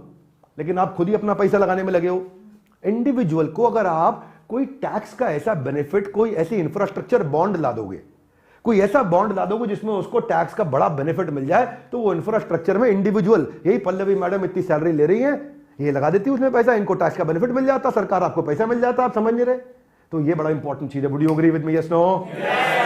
दूसरा, प्राइवेट आदमी इसलिए नहीं आ रहा क्योंकि उसको आप जमीन कहते हो, हम तुमको जमीन दे देंगे, वो कहते दे दो, फिर आप क्या कहते हो? हम दे देंगे, वो कहते दे दो, फिर आप क्या कहते हो? दे देंगे। तो यही दे देंगे और दे दो के बीच में सारा मामला फंसा हुआ है। आज सरकार लैंड अलॉटमेंट के अंदर, सोलर पार्क स्कीम का उदाहरण दे देता हूं आपको, लार्ज स्केल सेक्टर में बड़ा हर्डल है, नोडल एजेंसी लाओ, वो काम करेगा, इस पे एग्जीक्यूशन कैपेबिलिटी लो है। भाई देते हो आप, वचन दे देते हो, पर जो है वचन कई बार पूरा नहीं हो पाता, इसके लिए हम क्षमा चाहते हैं। पर सच्चाई यही है, डिजिटलाइजेशन करो लैंड रिकॉर्ड की। गांव के अंदर आज ये पटवारी बैठ करके पैसे लेता है, फिर ठप्पा लगाता है। ठीक बात है कि नहीं? Yes, no? अब पटवारी के हाथ में आपने दे रखा है देश, वहां दिक्कत हो रहा है। इसको डिजिटलाइज करो पूरी तरीके से, इशू जल्दी रिजॉल्व होगा। और जो प्राइवेट प्लेयर आ रहा है उसको टीडीआर दे दो। टीडीआर क्या होता है, मैं साधारण भाषा में समझाता हूं। मान लो पुणे में एक प्राइवेट प्लेयर आया, हाईवे पे उसने बड़ा प्रोजेक्ट बनाने के लिए आपने उसको अलाउ कर दिया। अब उसके आजू बाजू जो रियल एस्टेट डेवलपमेंट है उसका राइट उसको दे दो, उससे वो कमाएगा और आपका काम जल्दी करके दिखाएगा।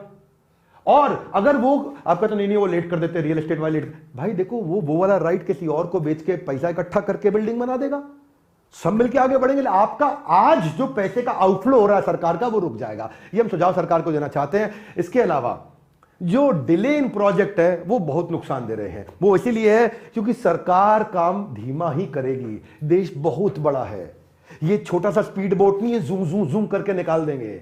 ये मोटरसाइकिल नहीं है यामाहा स्प्लेंडर की कि ऐसे ऐसे ऐसे निकाल देंगे। ये सरकार है, देश है हमारा, बहुत बड़ा लॉरी ट्रक है। इसको ना एक बार यू टर्न लेने में ही ना 15 मिनट लग जाते हैं। समझ पा रहे मेरी बात को? तो आपका पेमेंट डिले हो जाता है और पेमेंट प्रोजेक्ट डिले हो जाता है। 1568 प्रोजेक्ट थे जिसमें 721 डिले हो गए आपके। ऐसे ही आपके मिनिस्ट्री ऑफ पेट्रोलियम के कुछ प्रोजेक्ट थे, उसमें 65% प्रोजेक्ट आपके लेट हो गए। रेलवे के आपके प्रोजेक्ट थे, 60% प्रोजेक्ट आपके लेट हो गए। रोड हाईवे के प्रोजेक्ट थे, उसमें 38% लेट हुए। रोड हाईवे फिर भी आप तेज चल रहे हो, लेकिन 38% वहां भी लेट है। बात यह है कि इसका नुकसान 3.25 लाख करोड़ रुपए का देश को भरना पड़ रहा है। ये देश नुकसान भर रहा है इसका, ये लेट हो जाने का। ये ऐसा नहीं है कि शादी में बारात लेट आई है तो कोई बात नहीं, इज्जत बढ़ रही है। अरे भाई, देश का नुकसान हो रहा है। आते थोड़ी एक्सपोर्ट की चर्चा कर लेते हैं। You with me? Yes, no? ये सीखने को मिलेगा इस बजट के सेशन में बहुत कुछ। सबसे बढ़िया कॉमन चीज इन सब में क्या है? रिलायंस, इन्फोसिस, टाटा, आईटीसी, टीसीएस, ये सब एक्सपोर्ट की सबसे बड़ी कंपनी है हमारे देश में। इन्फोसिस क्या एक्सपोर्ट कर रहा है मालूम आपको? इन्फोसिस आज एक्सपोर्ट क्या करता है भैया? क्या एक्सपोर्ट करता, जल्दी बताओ। चाय की पत्ती एक्सपोर्ट कर रहा है, यस नो? नो। इन्फोसिस हमारे आईटी इंजीनियर की सेवाएं एक्सपोर्ट कर रहा है अमेरिका में। हमारा आईटी का इंजीनियर जो सीख के पढ़ के आता है उसकी सेवा अमेरिका को दे रहा है, जिससे अमेरिका से खूब डॉलर लेके आ रहा है। टीसीएस पाकिस्तान स्टॉक एक्सचेंज के बराबर, उससे ज्यादा बड़ी अकेली कंपनी टीसीएस हमारी टाटा ग्रुप की है। समझ में आ रही है बात भाई लोग? ये क्या कर रहा है? सर्विस एक्सपोर्ट कर रहा है। पाकिस्तान कंगाल हो रहा है, और हमारे यहां टाटा ग्रुप माला माल हो रहा है। 4% हमारे देश का जीडीपी केवल टाटा ग्रुप कंट्रीब्यूट कर रहा है। एक्सपोर्ट को बढ़ाओ भैया। आप देखो, सिर्फ अपने देश का दायरा नहीं बढ़ाना है, 7 समुंदर पार तक मेड इन इंडिया पहुंचाना है। ये make in India, made in India के लिए हम सरकार को बधाई देंगे। क्या देंगे? बधाई। बधाई देंगे। लेकिन भाई इंडिया में बना के दुनिया में पहुंचाओ, हम ये कह रहे हैं। क्यों पहुंचाओ? पूछो भाई। इसलिए पहुंचाओ क्योंकि इस एफर्ट और एक्सपोर्ट से बहुत बढ़िया रिजल्ट मिलता है, क्योंकि एक्स में, एक्सपोर्ट के एक्स में है एक्स्ट्रा अपॉर्चुनिटी, एक्स्ट्रा बिजनेस और एक्स्ट्रा ग्रोथ। हाथ आगे लाई। कैसे? देखो, ऐसे कि इंडिया ने पिछले कुछ दिनों में, अच्छा सालों में अच्छा परफॉर्म किया। 1972-73 से 2022-23 तक 30-50 साल के अंदर हम लोग $2 बिलियन से आज $750 बिलियन पे पहुंच चुके हैं। लगातार हमने ग्रोथ लिया है। अब लेकिन और तेज ग्रोथ हो सकता था। लग्जमबर्ग, हांगकांग, सिंगापुर, ये पूरे एक्सपोर्ट पे चल रहे हैं, बहुत पैसा कमा रहे हैं। इनकी पर कैपिटा इनकम बहुत हाई है। इंडिया का कंट्रीब्यूशन ग्लोबल जीडीपी के अंदर, जो इंडिया का शेयर है ग्लोबल एक्सपोर्ट्स में, वो केवल आज भी 1.5% है। यानी कि इंडिया इतना बड़ा है, इतना बड़ा है। अपन कितनी पॉपुलेशन होंगे दुनिया की? 20% से ज्यादा पॉपुलेशन होंगे अपन दुनिया की। ठीक बात है कि नहीं? 20% पॉपुलेशन, 15% पॉपुलेशन हम दुनिया की है, और हम केवल 1.5%। यानी कि अभी अपन 10 गुना तो ग्रो कर सकते हैं अगर हमारे देश के व्यापारी आज दुनिया में माल बेचें। हाथ आगे लाए। क्यों बेचें? अभी बताता हूं क्यों बेचें। पहले समझो कि हमारी जीडीपी के प्रपोर्शन में जो हमारा आज एक्सपोर्ट है, वो इराक, घाना, किर्गिस्तान कोई देश है? किर्गिस्तान है, कोई ना जाए किर्गिस्तान, उससे भी पीछे चल रहे हैं हम। आप समझ रहे हो? घाना, अफ्रीकी देश घाना है नहीं, घाना भी खा रहा है एक्सपोर्ट का बढ़िया खाना, और हम मचा रहे हैं यहां केवल बहाना।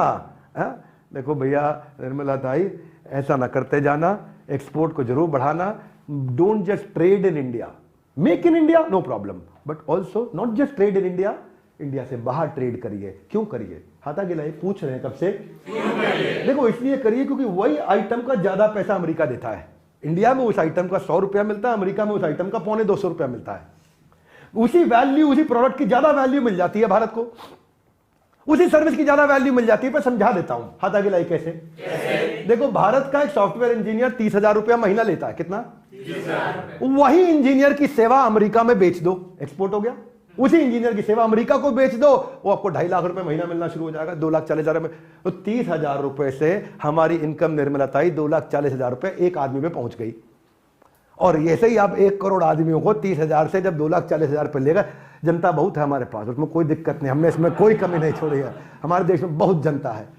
सब थोड़ा एक्सपोर्ट में उनको लगाओ, आगे बढ़ाओ। आप देखो तो 30,000 से 2,40,000 पे आ गए फट से। तो निर्मला ताई, आपसे प्रार्थना है, एक्सपोर्ट पे और समय लगाइए, क्योंकि अर्निंग जो है वो डॉलर में हो रही है, अर्निंग जो है यूरो में हो रही है, और उसकी वैल्यू अपने से बहुत ज्यादा है। उससे क्या होगा? हमारे एसएमई को पुश मिलेगा, छोटे व्यापारी को पुश मिलेगा, उसको खूब वैल्यू मिलेगा। और लास्ट 2 साल में हमने अच्छा किया है, ऐसा नहीं है, मैं केवल बुराई नहीं करूंगा। 420 बिलियन डॉलर की हमने एक्सपोर्ट करी है पिछले साल। और चाइना का यह नंबर खैर आज से 18 साल पहले था जो हमने पिछले साल अचीव किया है। अपन 18 साल पीछे चल रहे हैं चाइना से। वैसे तो हम बहुत तैयार हैं एकदम बॉर्डर पर खड़े होने के लिए, लेकिन हम पीछे हैं अभी उनसे। अपने को कवर अप करना। हाथ आगे लाए। कैसे करेंगे? रेवड़ी बांट के नहीं करेंगे।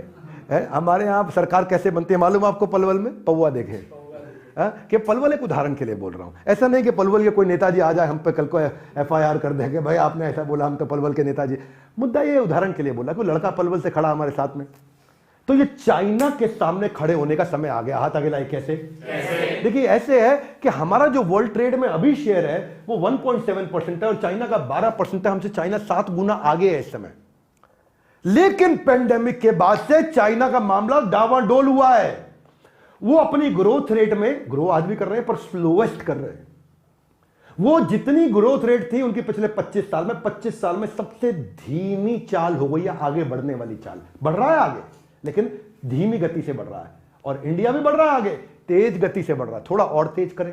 और कैसे करें भाई साहब? दुनिया से इन्वेस्टमेंट अट्रैक्ट करके लेके आओ। लेबर हमारे देश में $150 पर मंथ की है, और लेबर चाइना में $1200 पर मंथ की है।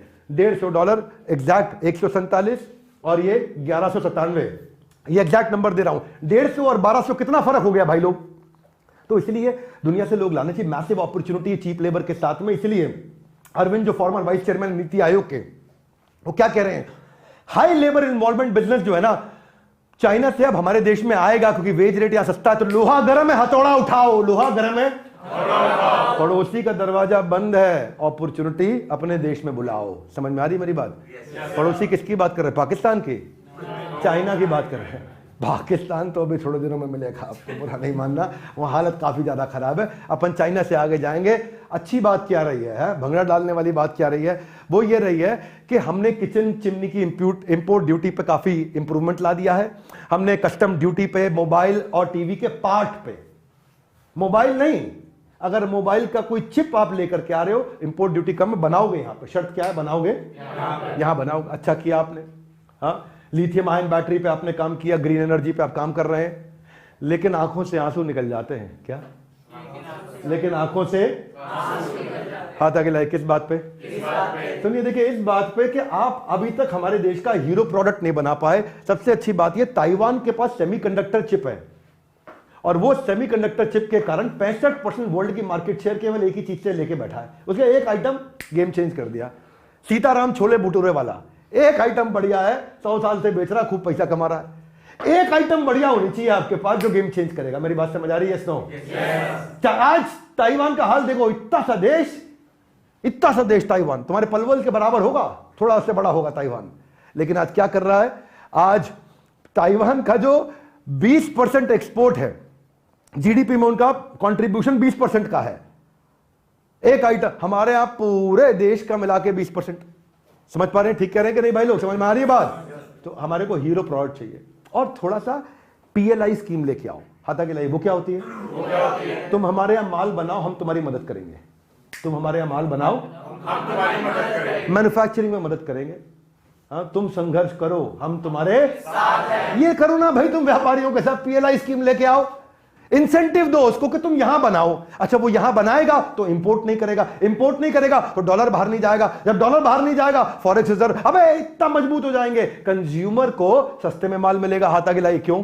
क्योंकि बाहर से लाने पर टैक्स लगता है, वो बच जाएगा।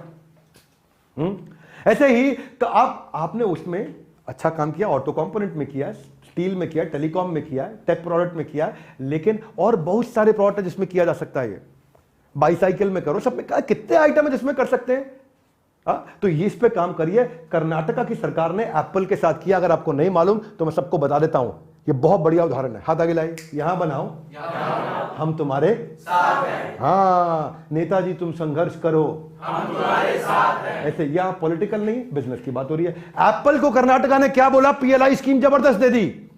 एप्पल ने इंडिया से एक्सपोर्ट डबल कर दिया बना के यहां से फोन, और कर्नाटका में फोन बन रहा $2.5 बिलियन का अप्रैल से दिसंबर तक, 9 महीने में।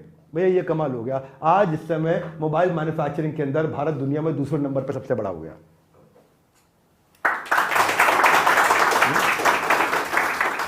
आप ये समझ लो भाई, आज हम $30 बिलियन पे हैं, ये अगले 3 साल के अंदर $130 बिलियन हो जाएगा, ये एस्टिमेटेड है। हाथ आगे लाइए। कैसे? तुम यहां बनाओ, हम तुम्हारे साथ हैं। मदद करो बिजनेसमैन की, तुम बनाओ, साथ दो उसका। पीएलआई ये होता है। हाँ, ये वो प्रोडक्शन लिंक्ड इंसेंटिव है कि आप प्रोडक्शन यहां करो, बाहर से नहीं लेकर के आएंगे। यहां ज्यादा बनाएगा तो एक्सपोर्ट भी होगा, फिर कमाई होगी। मुद्दा ये बड़ा सरल है, भारत में ऐसे बनेगा। अब एक मेरा को निर्मलता आई आपसे थोड़ी दुख है बात का, क्रिप्टो पे बात क्यों नहीं करी आपने? ये कंप्लीट मिस है। आंखों से आंसू आते हैं क्रिप्टो पे। आप, मुझे लग रहा है आपकी तैयारी नहीं है। क्रिप्टो पे तैयारी क्यों नहीं? देखो, आपके आरबीआई गवर्नर कुछ बोल के चले गए, आपने पूरी बात करी नहीं। प्राइवेट को क्या कह रहे हैं गवर्नर साहब? क्या कह रहे हैं? शक्तिकांत दास गवर्नर साहब, वो बोल रहे हैं कि ये क्रिप्टो करेंसी ट्रेड जो है 100% स्पेक्युलेटिव है। स्पेक्युलेटिव का मतलब क्या हुआ भाई? जुआ सट्टा। और अगर इसको ग्रो करने दिया तो अगला बड़ा financial crisis private crypto currency के कारण देश में आएगा। ये बोल दी शक्तिकांत दास ने। ये हमारे नेशनल स्टॉक एक्सचेंज के चेयरमैन आशीष चौहान भी बोल रहे हैं क्रिप्टो करेंसी कंप्लीट जुआ सट्टा है। सारे बुद्धिमान लोग बोल रहे हैं। पिछली बार भी आए थे आप 30% टैक्स लेके गए, पूरी बात नहीं करी। इस बार आपने बची हुई बात नहीं करी, इससे मुझे थोड़ा बुक लगता है। हालांकि आप कहते हैं कि ये कॉशन है, करेंसी नहीं है। ये बात मैं सुनी आपसे, आप कहती हैं ये कॉशन, सावधान, करेंसी नहीं है ये, ठीक है। लेकिन वो आज वजीर एक्स के वाइस प्रेसिडेंट ने भी बोल दिया कि लग रहा है कि भाई ये हमारे मारे जाने से पहले की जो खामोशी नहीं होती है, हा? जो बड़े तूफान आने से पहले जो खामोशी होती है, कह रहे हैं वो लग रहा है मैडम आगे कोई बोल नहीं रही है, लेकिन मैडम के आजू बाजू के लोग बोल गए हैं काफी। सो क्रिप्टो की बात आजकल कर रहा हर फ्रेंड, बना दिया क्रिप्टो को बिना बात के ट्रेंड। भाई गलत बात है, इसको ट्रेंड मत बनाओ। क्रिप्टो करेंसी है क्या ये? क्या ये रिलायंस की तरह है? नो। क्या ये गोल्ड की तरह है? नो। क्या ये रियल एस्टेट की तरह है? नो। हाथ आगे लाइए, क्या है? कुछ नहीं पता किसी को क्या है ये। क्रिप्टो यूं ही नहीं बदनाम है, इसकी आड़ में होते सारे गलत काम है।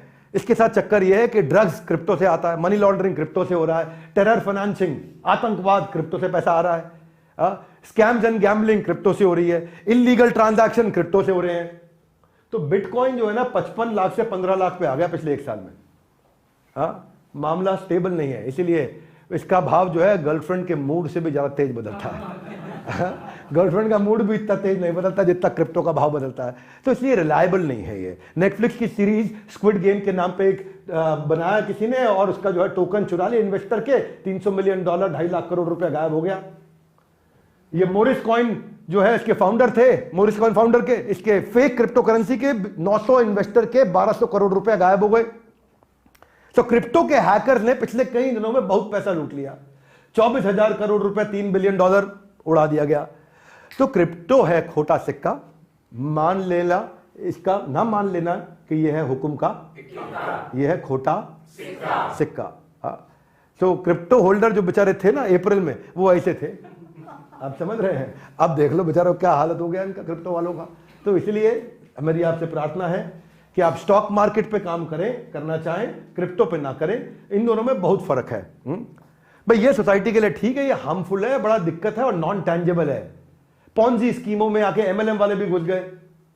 2 जोड़ जल्दी मिलेंगे 2 करोड़। भाई गड़बड़ है ये इससे बच के रहिए, बच के रहना, बच के रहना। हाँ बिल्कुल ठीक।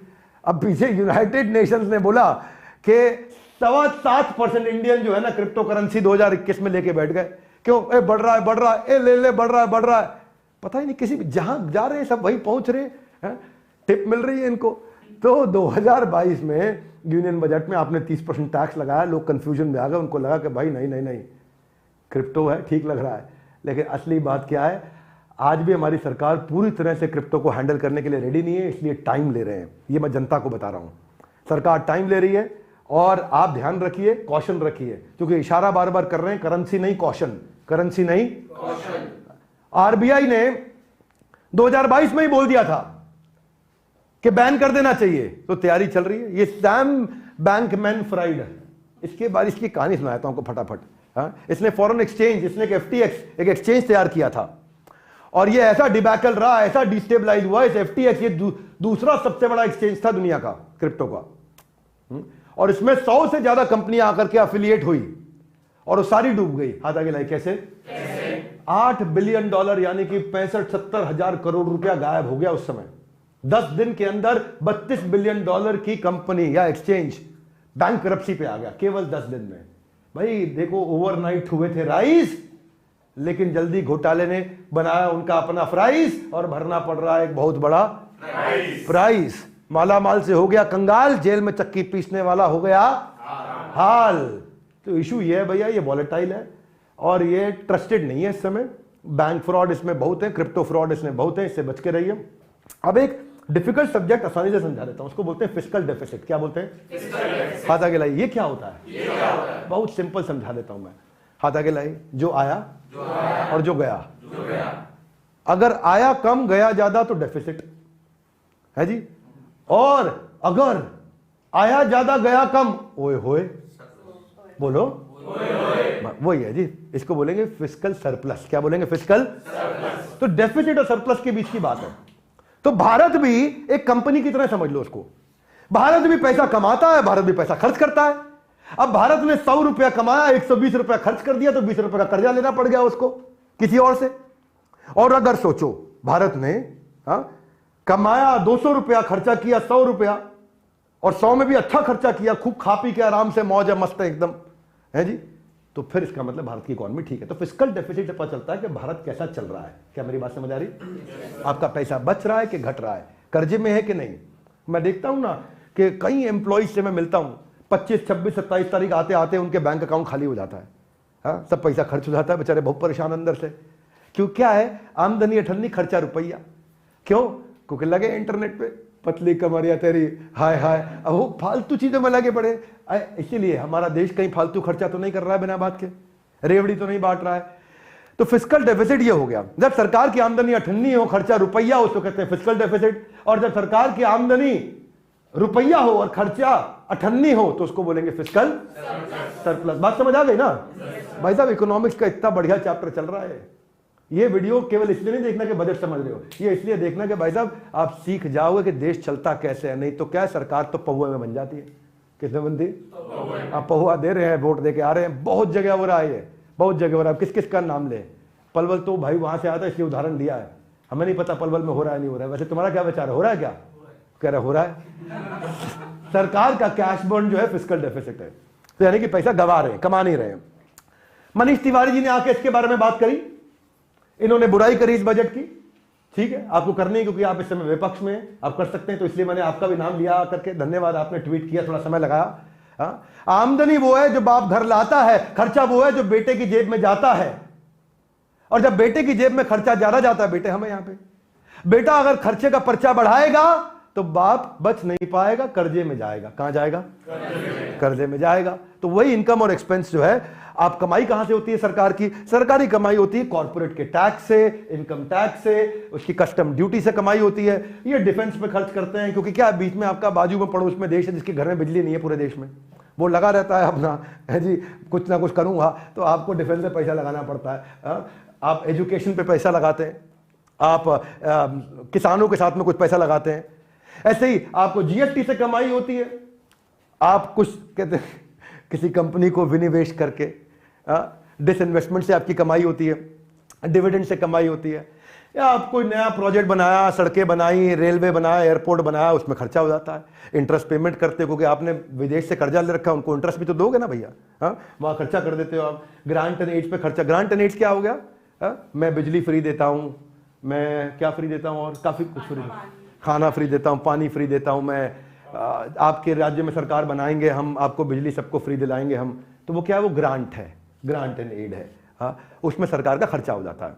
तो सरकार को कमाने पे सोचना चाहिए, खर्चे को संभालना चाहिए, और जनता को, प्रजा को खुश भी रखना चाहिए।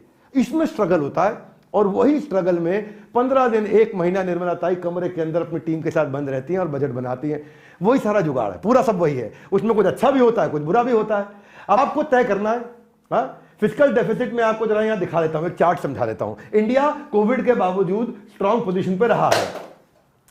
2022 में हम लोग 9.5 से 6.25% यानी कि 6.7% पे आ गए हैं। हमारा डेफिसिट घटा है। इनका भी, अभी भी हमसे ज्यादा है फिस्कल डेफिसिट। अब देखिए, चाइना हमारे आजू बाजू है, अमेरिका का बहुत ज्यादा हो गया, अमेरिका में हालत खराब चल रही है इस समय। तो आप ये देखेंगे कि हमारा जो टारगेट है अब 4.5% का हो गया है। तो हम 6.5 से 4.5 पे आ रहे हैं। ये बेसिकली ये हमारा टारगेट है इस समय, यहां जा रहे हैं हम इस समय। आज हम यहां पहुंच चुके हैं लगभग, और यहां से यहां जा रहे हैं। तो ये इसी का इंटेलिजेंस कैसे होता है, ये मैंने आपको बताया। रेवड़ी दोगे 1 रुपए की तो 90 पैसे की इकोनॉमी ग्रो करेगी। इंफ्रास्ट्रक्चर पे लॉन्ग टर्म पे पैसा लगाओगे 1 रुपए का तो 3 रुपए की इकोनॉमी ग्रो करेगी। तो इसलिए वो 90 पैसे की इकोनॉमी तुरंत ग्रो कर जाती है, 3 रुपए की इकोनॉमी ग्रो करने में 3 से 5 साल लग जाते हैं। ये मुद्दा है सारा का सारा। तो अब ताई ने जो घर संभाला है, समझदारी से खर्चा थोड़ा घटने वाला है। आप देखेंगे कि फिस्कल डेफिसिट ड्यू टू, सबसे अच्छी चीज है इसमें फायदा क्या हुआ है, हमने कमाई, इन्होंने टैक्स से बहुत अच्छी करी है, इंटेलिजेंटली करी है, जीएसटी से की है इन्होंने। जब फिस्कल डेफिसिट बढ़ता है तो सरकार को बहुत इंटरेस्ट देना पड़ जाता है, क्योंकि भाई जिससे पैसा लोगे, अब पैसा किससे लेते हो? महाजन से, मुनीम से पैसा लेते हो बाजार में, हाँ, 10% ब्याज गांव में लेते हैं ना लोग, आपका उदाहरण दे रहा हूं मैं। तो हमारे यहां भी एक महाजन मुनीम है, वर्ल्ड बैंक या और बैंक समझो, विदेशी फंड, उनसे सरकार पैसा लेकर के आती है, भाई हम पे पैसा कम हो रहा है, दे दो आप पैसा। वो देता है इनको, तो सरकार उसको इंटरेस्ट भी तो देती है, कितना करोड़ों अरबों रुपए का इंटरेस्ट जाता है देश से। इसलिए रेवड़ी बांटने की जगह हमें ऐसा करना चाहिए, एक आदमी को पैसा कमाना सिखाना चाहिए, उसको केवल पैसा नहीं बांटना चाहिए। इससे सरकार की प्रोडक्शन कॉस्ट बढ़ेगी, क्योंकि सरकार फिर टैक्स काटेगी, यहां से पैसा जबरदस्ती लेगी, उसको बेनिफिट नहीं दे पाएगी, और फिर नेचुरली महंगाई बढ़ेगी। हम लोग इस सब में, बाकी विदेश बहुत अच्छे नहीं है हम, ये बात सच है, लेकिन हम बड़े बड़े देशों के मुकाबले अच्छे रहे हैं। अब इसको कह लो किस्मत मान लो सरकार की, या उनका प्रयास मान लो, वो आपको निर्धारित करना है, मुझे नहीं करना है। पर हां, यह बात सच है कि हम बड़े देशों के मुकाबले थोड़ा अच्छे चल रहे हैं। सबका हाल है बेहाल, हमारी चाल अभी भी है बेमिसाल। तो अगर डेफिसिट जो है ना, अब इसमें एक बात समझना, फिस्कल डेफिसिट, हाथ आगे लाइए, क्या होता है? जेब में पैसा खत्म हो गया, वही होता है। समझ आ गई ना बात? जेब में पैसा खर्चा हो गया, हो गेलो, शेष हो गेलो, खत्म हो गया सब पैसा मेरी जेब से, वो फिस्कल डेफिसिट हो गया। पर खत्म किस चीज से किया, वो मेन मुद्दा है। सुनना मेरी बात को भाई लोग, जो कमरे में बैठे हो, दो तरह से पैसा खत्म होता है। हाथ आगे लाइए, कौन से? एक, रेवड़ी ले लो, पैसा खत्म हो जाएगा। रेवड़ी ले लो, समझ गए ना? लो तुमको फ्री में, ये फ्री में, ये फ्री में, पैसा खत्म, बांट दिया सबको, तू भी ले, तू भी ले, तू भी ले, तू भी ले, तू भी ले, बांट दिया। क्या दिया? हाँ, वोट के लिए पैसा खत्म होता सरकार का। दूसरी तरफ एक और तरीका है, ऐसी चीज पे पैसा लगाओ जो आगे चल के हमको कमा के देगी। यानी कि एक हो गया स्पेंड, एक हो गया इन्वेस्टमेंट, एक हो गया खर्चा, एक हो गया निवेश। तो यह देखना चाहिए कि अगर डेफिसिट है भी, खर्च हो भी गया है, तो किधर खर्च किया गया है? उसमें खर्च किया है जो कमा के देगा, या उसमें खर्च किया है जो 0/0 हो गया है? समझ में आ गई बात भाई लोग? Yes no? इसलिए कह रहा हूं इकोनॉमी की सबसे सिंपल क्लास है ये। इस क्लास को पढ़ लिया अपने इकोनॉमिक्स की, तो आप इतना कुछ सीख जाएंगे देश में। पौवे के लिए वोट नहीं दोगे कम से कम। बुढ़ी हो गई विद मी? Yes no? तुम में से कौन देता है पौवे के लिए वोट यहां? हाँ, कोई बोल नहीं रहा। कोई देता है पौवे के लिए वोट? नहीं, चलो बहुत अच्छी बात है, बधाई आप लोग को यार, समझदार लोग आप। हाँ, तो फिस्कल जो डेफिसिट को कंट्रोल कैसे किया जाए, हाथ आगे लाइक, कैसे किया जाए? पहले थोड़ा पब्लिक एक्सपेंडिचर बिना बात का ना करें। सब्सिडी जो है फूड पे, एक्सपोर्ट पे, ऐसे हर एक चीज पे सब्सिडी ना दे। हाँ, एक्सपोर्ट पे दे, इलेक्ट्रिसिटी पे देख के दे भाई, ये नहीं जबरदस्ती हमने वोट के चक्कर में दे दिया। अननेसेसरी खर्चे मिनिस्टरों पे ना करेंगे। मिनिस्टर जी आ रहे, मंत्री जी आ रहे, तो बहुत खर्चा लग रहा है। मैंने मंत्री जी के साथ 5 आदमी बिजनेस क्लास जाते नहीं है, लेकिन उदाहरण के रूप में कह रहा हूं, तो बहुत खर्चा हो जाता है। आप पब्लिक एक्सपेंडिचर तो खर्च कर नहीं सकते, तो कम से कम अर्निंग बढ़ाओ। तो खर्चा घटाने से ज्यादा दिमाग लगाएं अर्निंग बढ़ाने पे, जितना अर्निंग बढ़ा सकें। और उसके क्या तरीके हैं? सिंप्लीफाइड टैक्स सिस्टम कर दो। तो गवर्नमेंट ने अच्छा क्या किया? गवर्नमेंट ने एयर इंडिया निकाल दी। हाथ आगे लाइए, ये अच्छा क्यों है? ये अच्छा इसलिए क्योंकि एयर इंडिया रोज खर्चा बढ़ा रही थी सरकार का, लॉस मेकिंग है। लॉस मेकिंग है तो और प्रेशर आता है। तो लॉस मेकिंग प्रोजेक्ट को बंद करना चाहिए या बेच देना चाहिए? सरकार ने बेच दिया टाटा ग्रुप को। अब टाटा ग्रुप के पास एयर इंडिया आ गया, सरकार को कुछ पैसा मिल गया, उससे क्या हुआ? उनकी जेब में थोड़ा और पैसा आ गया। तो सरकार को पैसा कमाना जरूरी है। LIC को मोनेटाइज किया IPO ला करके। GST को उन्होंने बड़ा अच्छा किया, इनडायरेक्ट टैक्स जो है 50% बढ़ा 5 साल में हमारा। TDS इन्होंने बड़े कैश विड्रॉल पे, जो मोटा मोटा 1-1 करोड़ रुपया निकालते हैं, उस पर TDS लग जाता है कैश विड्रॉल पे। समझ में आ रहा मेरी बात को? इससे सरकार की नजर भी बनी रहती है, कौन इतना मोटा पैसा निकाल रहा है, क्या चक्कर है, कहां जा रहा है इसका पैसा। ऐसे ही टैक्स स्क्रूटनी को फेसलेस करना अच्छा है। ये नहीं कि इनकम टैक्स ऑफिसर आपके यहां आ रहा है, ए खोल भाई खाता, देखे तूने पैसा कितना चुराया। सब कुछ फेसलेस, डिजिटल।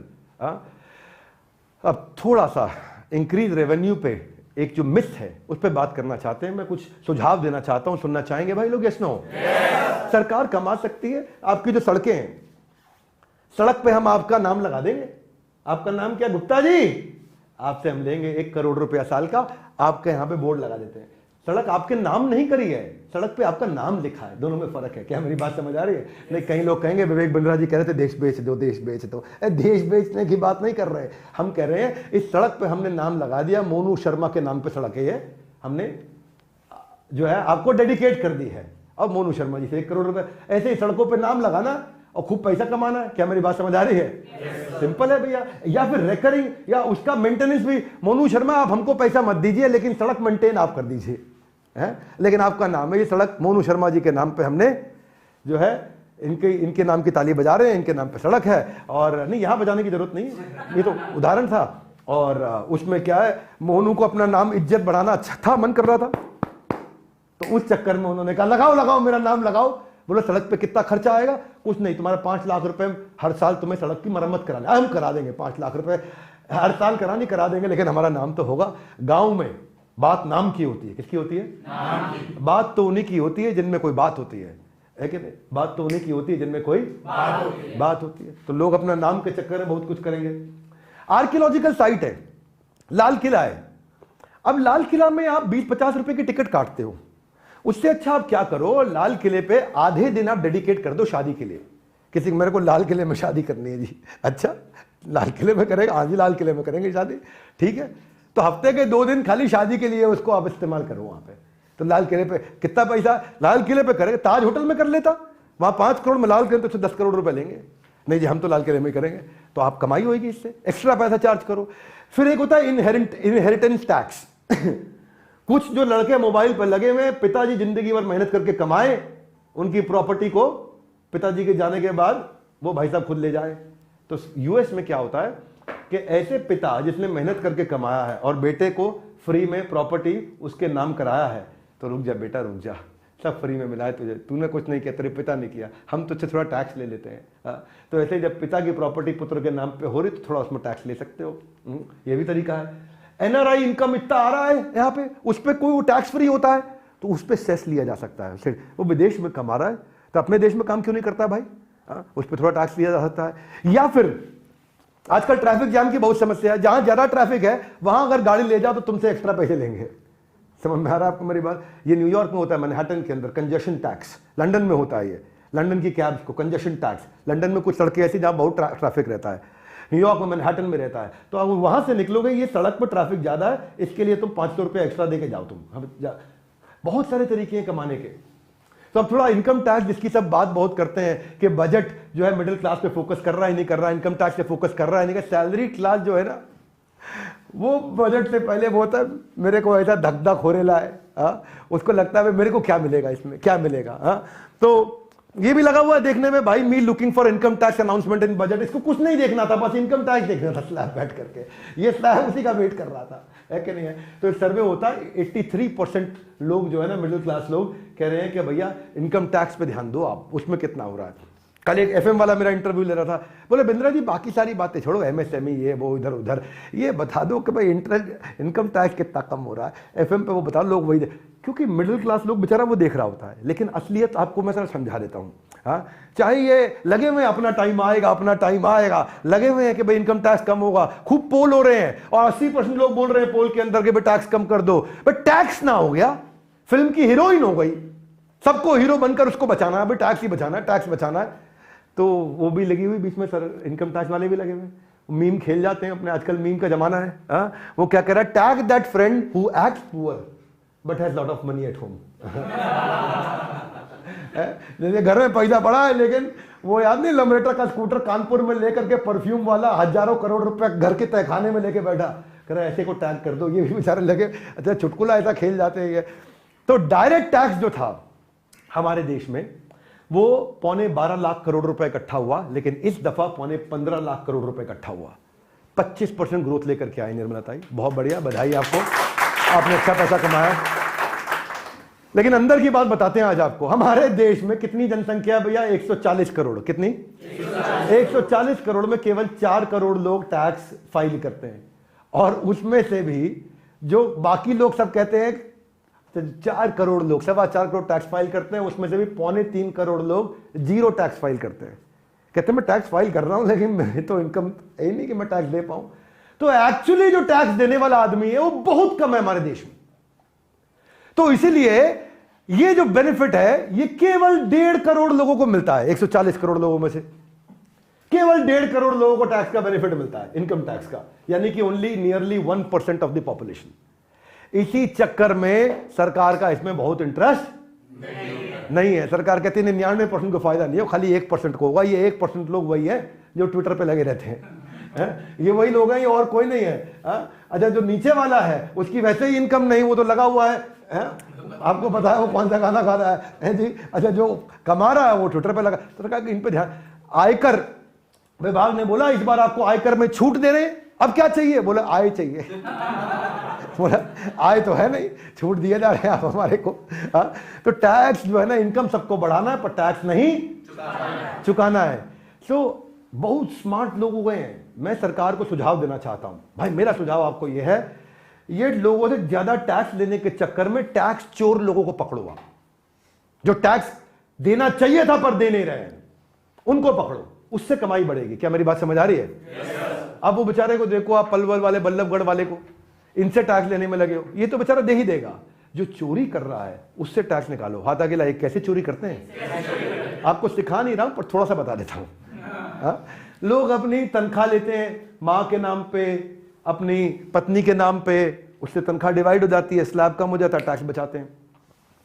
कॉर्पोरेट में बहुत हो रहा है, पकड़े गए तो 2 गुना है, जेल भी हो सकती है, एम्प्लॉयर को भी, एम्प्लॉय को भी। फेक एक्सपेंसेस दिखाते हैं बिजनेस में और उससे अपना जो है फेक बिल सबमिट करके टैक्स बचा लेते हैं। सैलरी फेक एम्प्लॉय के अकाउंट में। एक शार्क टैंक के जज थे, नाम नहीं लूंगा उनका, अभी तो नहीं है वो, तो वो उनके यहां बड़ी दिक्कत हुई उनकी कंपनी में। उन्होंने बहुत सारे गांव के फेक एम्प्लॉय दिखा रखे थे, उनके नाम पे तनख्वाहें इशू करते थे और उससे अपना टैक्स बचाते थे। यूनिकॉर्न कंपनी पकड़ी गई, वो बड़ी बदनामी भी हुई उनके पीछे। तो ये टैक्स जो इवेजन हुआ है, सीएसआर एक्टिविटी के नाम पे भी बहुत करते हैं, चंदे के नाम पे एनजीओ बना लेते हैं, वहां से टैक्स गायब करते हैं। तो मैं ये कहूंगा कि भाई ये लोग जो है ना, प्राण जाए पर टैक्स ना जाए, इनको पकड़ो। जीएसटी फ्रॉड आपने पकड़ा 55,000 करोड़ रुपए का लास्ट 2 सालों में। ये आर्टिफिशियल इंटेलिजेंस लेके आई है सरकार, है जी, टेक्नोलॉजी ढूंढ रही है कि त्यागी जी तुमने टैक्स तो नहीं चुराया है, टेक्नोलॉजी ढूंढ के निकाल के लेके आ रही है। तो उसके लिए सरकार को बहुत बधाई। मेरे विचार में इनकम टैक्स का स्लैब कम करना चाहिए, थोड़ा किया आपने, उसके लिए धन्यवाद, और कम करना चाहिए। और टैक्स चोरों को पकड़ने का टेक्नोलॉजी लाना चाहिए। अगर आप टैक्स चोरों को पकड़ने का टेक्नोलॉजी लाएंगे, उससे सरकार को अब अच्छा देश को कमा के दिखाएंगे। धन्यवाद, मेरे हाथ से गिर गया था, पकड़ा। अब खुशी की बात क्या है जी? खुशी की बात यह है कि आपने स्लैब थोड़े रिवाइज किए, टैक्स स्लैब को लेकर आपने सालों से नहीं छुआ है। हर बार इतना टैक्स लेते और कहते हो मोगैम्बो खुश हुआ है। तो जो है 2017-18 से कोई चेंज नहीं हुआ, आपने इस बार पहली बार चेंज किया। इसलिए वो सलमान खान डांस भी कर रहा था कि ऐसा पहली बार हुआ है 8-9 सालों में, 17-18 सालों में नहीं, 8-9 सालों में हुआ है। तो इनकम टैक्स स्लैब आप चेंज करके लाए। तो इंसेंटिव जो है आपने बढ़ा दिया है कि नए टैक्स रिजीम पे लोग घुस जाएं, अच्छी बात है। आपने 7 लाख से आपने 5 लाख को 7 लाख का कर दिया जीरो टैक्स। आपने 42% वाले को 39% पे लेके आए। कैसे लेकर के आए? क्योंकि आपने 37% से 25% जो है सरचार्ज कर दिया है जी। लेकिन ये किसके लिए किया मालूम? अमीर आदमी के लिए। आपको बाद में समझ में आया, मैं उतना अमीर तो हो नहीं। पहले तो आप अक्षय कुमार की तरह नाच लिए, लेकिन बाद में आपको जब असलियत समझ में आई तो, लेकिन आंख से आंसू आते हैं, कितना आंसू बहते हैं। हाथ आगे लाइए। कब? जब आप टैक्स पेयर को जो टैक्स दे रहा है उसको कोई बेनिफिट नहीं दे रहे। देखो भाई, इसको बोलते हैं कैरेट एंड स्टिक। क्या बोलते हैं? अगर कोई अच्छा काम कर रहा है तो उसको कैरेट दो, नहीं कर रहा है तो स्टिक से पीटो। तो मैंने ये बता दिया कि भाई कैसे टैक्स चोरों से और पैसा निकालें। लेकिन जो अच्छा कर रहा है तो जिस व्यवहार पे दोगे पुरस्कार, उसी को दोहराया जाएगा बार बार। हाथ आगे लाइए। कैसे? देखो भाई, ऐसे अभी आप खाली सर्टिफिकेट देते हो, सर्टिफिकेट का मैं क्या करूंगा? बुरा नहीं मानना, मैं क्या करूंगा? आपको क्या करना चाहिए? टैक्स पेयर को स्पेशल फील कराना चाहिए। हाथ आगे लाइए। बात दिल को छू जाए, बिल्कुल है। कैसे? अब सरकारी ऑफिस में लंबी लाइनें हैं, परेशानियां हैं, उसको आधार पे, उसको पासपोर्ट में, इमिग्रेशन में, म्युनिसिपल ऑफिस में उसको प्रायोरिटी मिलनी चाहिए। ये टैक्स देता है, सीधा लाइन अंदर। इसको सिनेमा हॉल की लाइन सीधा अंदर। इसको एम्स में बेड नहीं मिल रहा, टैक्स पे तुरंत बेड दिलाओ भाई, इसके लिए अलग कोटा रखो। कोटा उसके लिए रखो जो देश को आगे बढ़ा रहा है। क्या मेरी बात समझ आ रही है? इसको बोलते हैं मेरिटोक्रेसी। लाउडली क्या बोलते हैं? मेरिटोक्रेसी। भाई जो दे रहा है उससे कुछ और बेनिफिट दो। ठीक है, आप पैसा मत दो उसको, पर फील तो कराओ ना। एयरपोर्ट पे खड़ा हो, पूरी लाइन लगी हो, वो टैक्स पेयर का कार्ड दिखाए, अलग लाइन में निकल जाए तो उसको भी लगा, अरे भैया। और सामने वाला भी देखो टैक्स देता है ये, तो बाकी लोग लाइन में भी, उनको भी मन में चुभे। टैक्स देता है, बिजनेस क्लास अपग्रेड हो गया, टैक्स देता है, लाउंज में जा रहा है, तो बाकी लोग भी करेंगे, है जी। तो पूरा का पूरा देश करेगा बार बार, क्योंकि आपने इस व्यवहार पे दिया काफी पुरस्कार। So effort that is appreciated gets repeated. One more time, come on. Effort that is appreciated gets repeated. आप उसको मेट्रो में इजी कर दो। आप उसको सेपरेट चेक इन दो, आप हॉस्पिटलाइजेशन सरकारी अस्पताल उसको बेनिफिट दो, आप उसको जब आप अगर कोई 10 साल तक बढ़िया दे रहा है तो उसके नाम पे एक सड़क का नाम घोषित कर दो, है जी। हाँ, घनश्याम लाल मार्ग, रामलाल मार्ग, छगन लाल मार्ग, मगन लाल मार्ग, उसके नाम पे एक मार्ग कर दो, बात बन गई भाई, खुश हो जाएगा अगला आदमी। दूसरा, मैं हेल्थ केयर पे क्विकली अब और 5-7-10 मिनट लूंगा। आपको बहुत कुछ हमने सिखाने का प्रयास किया है, इसमें बहुत सीखने को मिलेगा। इससे पहले कि हम हेल्थ केयर के डिटेल पर ध्यान दें, जरूरी है कि इंडिया के योगदान का करें सम्मान, इससे पहले कि हेल्थ केयर के डिटेल पे दें थोड़ा सा ध्यान। Are you ready? Okay. India ने 60% वैक्सीन पूरी दुनिया को दी। कमाल कर दिया भाई, कमाल कर दिया, बधाई। ये निर्मला सीतारमण ने बोला है, उन्होंने नहीं दी है, दी हमारे यहां प्राइवेट कॉर्पोरेट्स ने है, हमारे यहां ऑर्गेनाइजेशन ने दी है, कंपनीज ने दी है, पर निर्मला सीतारमण का नाम मैंने लिखा, इसका मतलब ये नहीं कि उन्होंने दी है। हाँ, उनकी आपको तारीफ है, आपने फैसिलिटी में कहीं ना कहीं थोड़ा उसको फैसिलिटेट किया, फैसिलिटी को बढ़ने के लिए। लेकिन भारत के व्यापारियों ने बहुत अच्छा काम किया। कोविड वैक्सीन के दौरान 220 करोड़ डोजेस इंडिया और पूरी दुनिया को हमारे देश ने दी है। Are you with me guys? Come on. Vaccine की संजीवनी बूटी देश विदेश तक पहुंचाना है हमारी, ये है संजीवनी बूटी। कमाल कर दिया भाई हमारे देशवासियों ने। हमारे यहाँ वैक्सीन किंग साइरस पूनावाला, उनकी आज उनके लिए जरूर हमारे को ताली बजानी चाहिए। यूएस ने, अमेरिका ने बोला कि भारत का बहुत बड़ा रोल था दुनिया को इस बीमारी से बाहर निकालने में। इंडिया ने 98 देशों को अपने देश से वैक्सीन बना करके भेजी है, इससे कमाई भी करी है और लोगों की मदद भी करी है। This is fantastic.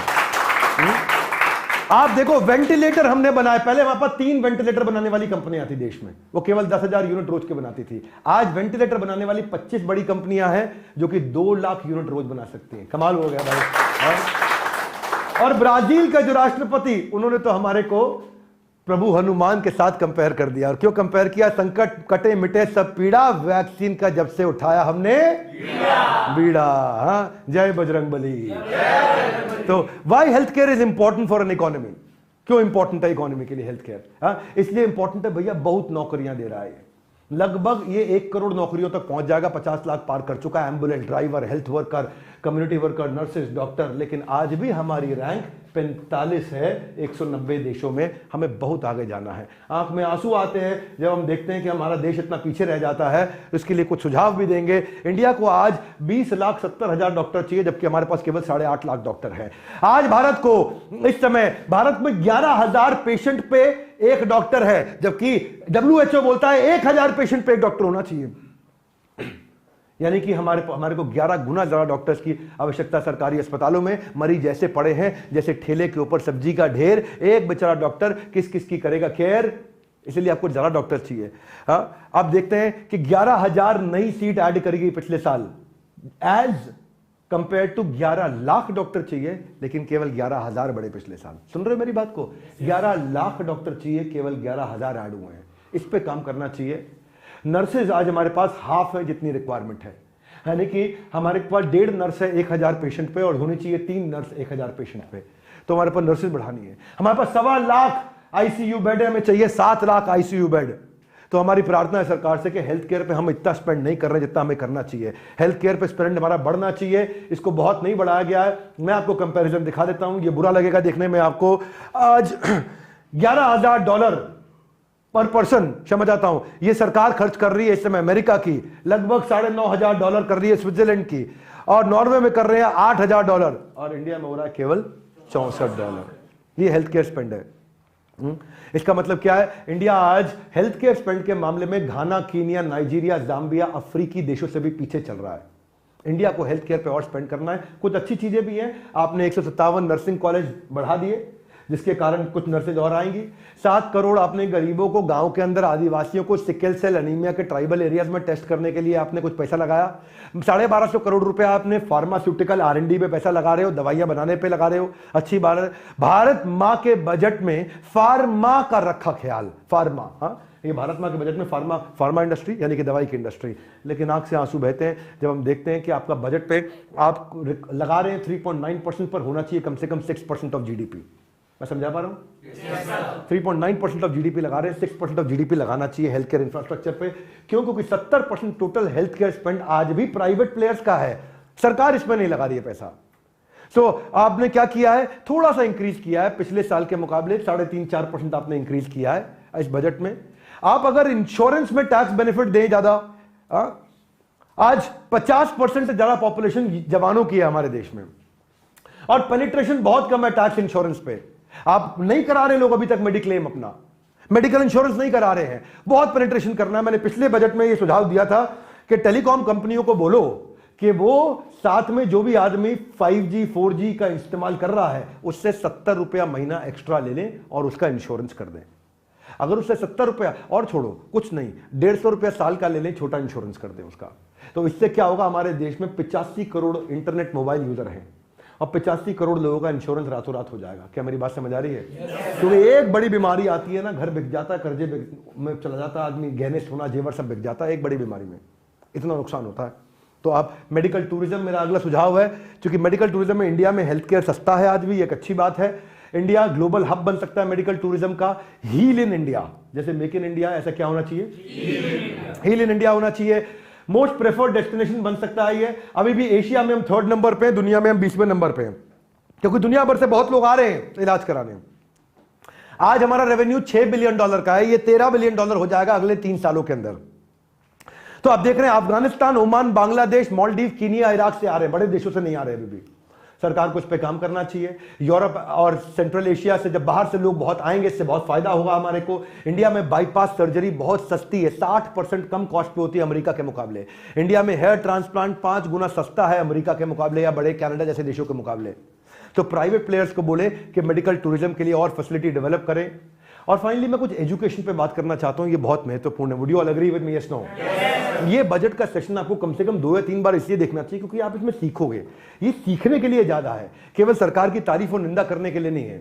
ये मेरी जिम्मेदारी बनती है। एजुकेशन जो है ये फ्यूचर का एक पासपोर्ट है। एजुकेशन फाउंडेशन है हमारे देश की, शिक्षा फाउंडेशन है। एजुकेशन से ही एम्प्लॉयबिलिटी आती है, एजुकेशन से ही गरीबी खत्म होती है, एजुकेशन से ही सोशल डिविडेंड या सोशल मार्जिनाइजेशन समाप्त होता है, गरीब और अमीर का अंतर खत्म होता है। इंडिया आज 2nd लार्जेस्ट मार्केट हो चुका है ई लर्निंग का। एजुकेशन ने जब से टेक्नोलॉजी से लिफ्ट ली है, दोनों ने मिलकर के विकास की गाड़ी पकड़ ली है। ये एडटेक में हम आगे आए हैं। 45,000 डिग्री कॉलेज है, 1,000 यूनिवर्सिटी है हमारे देश के अंदर, लेकिन जीडीपी स्पेंड एजुकेशन का बहुत कम है। आज छोटे छोटे देशों के मुकाबले भी कम है। आज आप देखते हैं ये 5%, 5%, 5.5%, 3.5%, 5.5%, हम 3% पे हैं। हम लोग बहुत पीछे हैं अभी। हमारे को मिनिस्ट्री ऑफ एजुकेशन के हिसाब से हमारे को इस समय 43 टीचर से हम 43 बच्चों पे एक टीचर से 26 बच्चों पे एक टीचर पे आ गए हैं। यानी कि हर 26 बच्चों के लिए एक टीचर हो गया हमारे देश में। तो ये एक अच्छी चीज है, बधाई उसके लिए, गुड थिंग। क्या हर 26 बच्चों पे एक टीचर हो गया है। वो टीचर को पढ़ाना आता है कि नहीं आता पता नहीं। वो स्पेलिंग लिखता है GOOGLE, क्या बना? गुलगुले। गूगल को बोल रहा है गुलगुले। तो हमारे यहाँ टीचर अच्छी क्वालिटी के होने चाहिए। बढ़ रहे हैं टीचर, लेकिन ये नंबर हमारे यहां जो 26 बच्चों पे एक टीचर है, अमेरिका के अंदर वो 15 बच्चों पे एक टीचर है। मैं आपको फर्क समझा देता हूं। टेक्नोलॉजी बढ़ रही है एंटरप्रेन्योर और स्टार्टअप्स के कारण, पर स्कूल एजुकेशन का इंफ्रास्ट्रक्चर पीछे है। इसमें दिल्ली सरकार ने अच्छा काम किया है। आम आदमी पार्टी सरकार ने दिल्ली के सरकारी स्कूलों को अच्छा किया है। हम चाहेंगे कि पूरे देश के सारे सरकारी स्कूल के बच्चे अच्छे होने चाहिए, सरकारी स्कूल अच्छे होने चाहिए। एडटेक का कैपिटल बन गया बायजूस के आने से हमारा देश, लेकिन 6,000 स्कूलों के अंदर हमारे देश में बिल्डिंग ही नहीं है, स्कूल ही नहीं है। पेड़ के नीचे स्कूल चल रहा है। एडटेक ने 77,000 करोड़ रुपया रेज किया है बाजार से, इकट्ठा किया है बाजार से, लेकिन 77% सरकारी स्कूल में बिजली कनेक्शन ही नहीं है। एडटेक क्या कर लेगा? 77% स्कूल में 77, हर 100 में से 77 स्कूल ऐसे हैं जहां स्कूल में बिजली नहीं है। हाँ ठीक है, धूप में बैठ के पढ़ लेते हैं, कोई बात नहीं।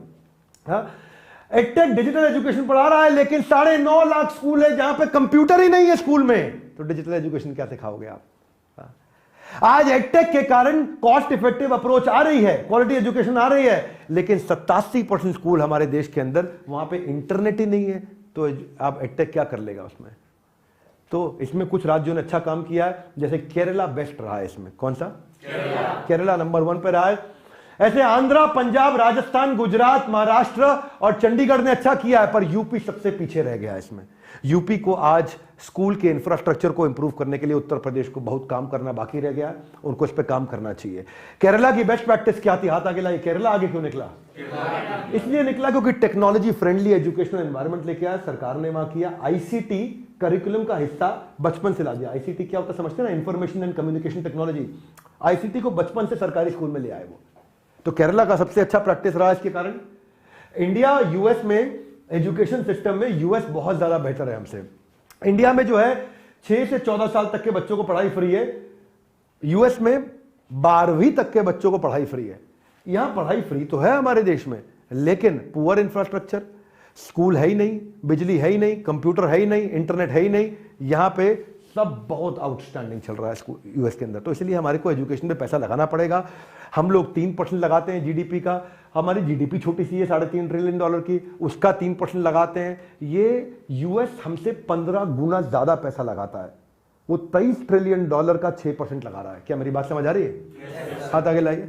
हम छोटे का छोटा लगा रहे हैं, वो बड़े का बड़ा लगा रहा है। क्या मेरी बात समझ आ रही है? छोटे का छोटा बहुत छोटा हो जाता है, बड़े का बड़ा बहुत बड़ा हो जाता है। इसलिए अमेरिका आज भी 15 गुना ज्यादा स्पेंड कर रहा है। तो इंडिया को अगर आगे जाना है, गरीब को और अमीर को, इन दोनों के जो बहुत बड़ा बढ़ता हुआ फासला है उसको खत्म करना है। उसका एक ही तरीका है, रियल एजुकेशन। वो एजुकेशन अच्छी होगी, अपने आप देश आगे बढ़ जाएगा। हमारे यहां वही पुरानी पढ़ाई करने का तरीका एनईपी आया पर इंप्लीमेंट नहीं हो पाया ठीक से अभी तक। पर अमेरिका में ज्यादा सब्जेक्ट है, अपनी मर्जी का चूज करो। तुमको क्या आता है, क्या भाता है, बाजार क्या चाहता है। जब भाई तू मेरे वो कर जाता है तो सबको पता है कि इतना ग्रोथ मिल जाता है कि उसके बराबर टक्कर पे कोई खड़ा नहीं हो पाता है। तो अभी जानते हैं ये अमेरिका का सिस्टम है। इंडिया में अभी एनईपी लागू हुआ, टाइम लग रहा है। हमारे यहाँ पेडागोजी ट्रेडिशनल है, ई उ, लेकिन वहां थोड़ा मॉडर्न हो गया, बहुत फर्क आ गया है। पेडागोजी लर्निंग एंड डेवलपमेंट में है। यहां खाली हम लोग रट्टा लगवाते हैं, वहां पे इंक्वायर, एक्शन, रिफ्लेक्शन और क्वेश्चनिंग, बच्चे को सवाल करना सिखाते हैं। कपिल शर्मा शो पे मैं गया था तो कपिल शर्मा जी बोल रहे थे वहां पे, हमने पूछा भाई वो भारत से या धरती से जो है सूरज कितना दूर है। वो चपेट मार दी टीचर ने, वो तेरे को जाना है सूरज में है, क्यों पूछ रहा कितना दूर है। अमेरिका में कोई क्वेश्चन करता है तो उसके लिए ताली बजती है, सवाल किया बुद्धिमान है, उसको उत्तर दिया जाता है। हाँ ठीक चल रहा है live everybody guys, come on, ठीक चल रहा है, ओके। तो एनईपी पॉलिसी का आपने रोल आउट किया, पर मेरी आपसे प्रार्थना है, आपकी अचीवमेंट्स अभी भी कम है उसमें। भाषा संगम में आप आगे बढ़े, 6 लाख बच्चों को आपने 22 भाषाएं सिखाई, तो थोड़ी तारीफ जरूर करूंगा आपकी। दीक्षा आपने, गुड, लवली, आपने टीचर्स के लिए काम किया, आपने एक दीक्षा भी लेकर के आए आप, digital infrastructure for knowledge sharing. तो उसमें भी 10 मिलियन ऐप आपकी डाउनलोड हुई, जिसमें 6 करोड़ मिनट बच्चों ने इस्तेमाल किया। 9,000 कोर्सेज आप उसमें दे रहे हैं, 13 करोड़ कोर्स उसमें कंप्लीट भी हुए हैं, उसके लिए बधाई। पर मेरे कुछ सुझाव हैं। मेरे सुझाव ये है कि separate body principal secretary NEP implementation के लिए बनाइए। हाथ आगे लाइए। एग्जीक्यूशन, क्या it is not the strategy, it is the execution that will make you successful.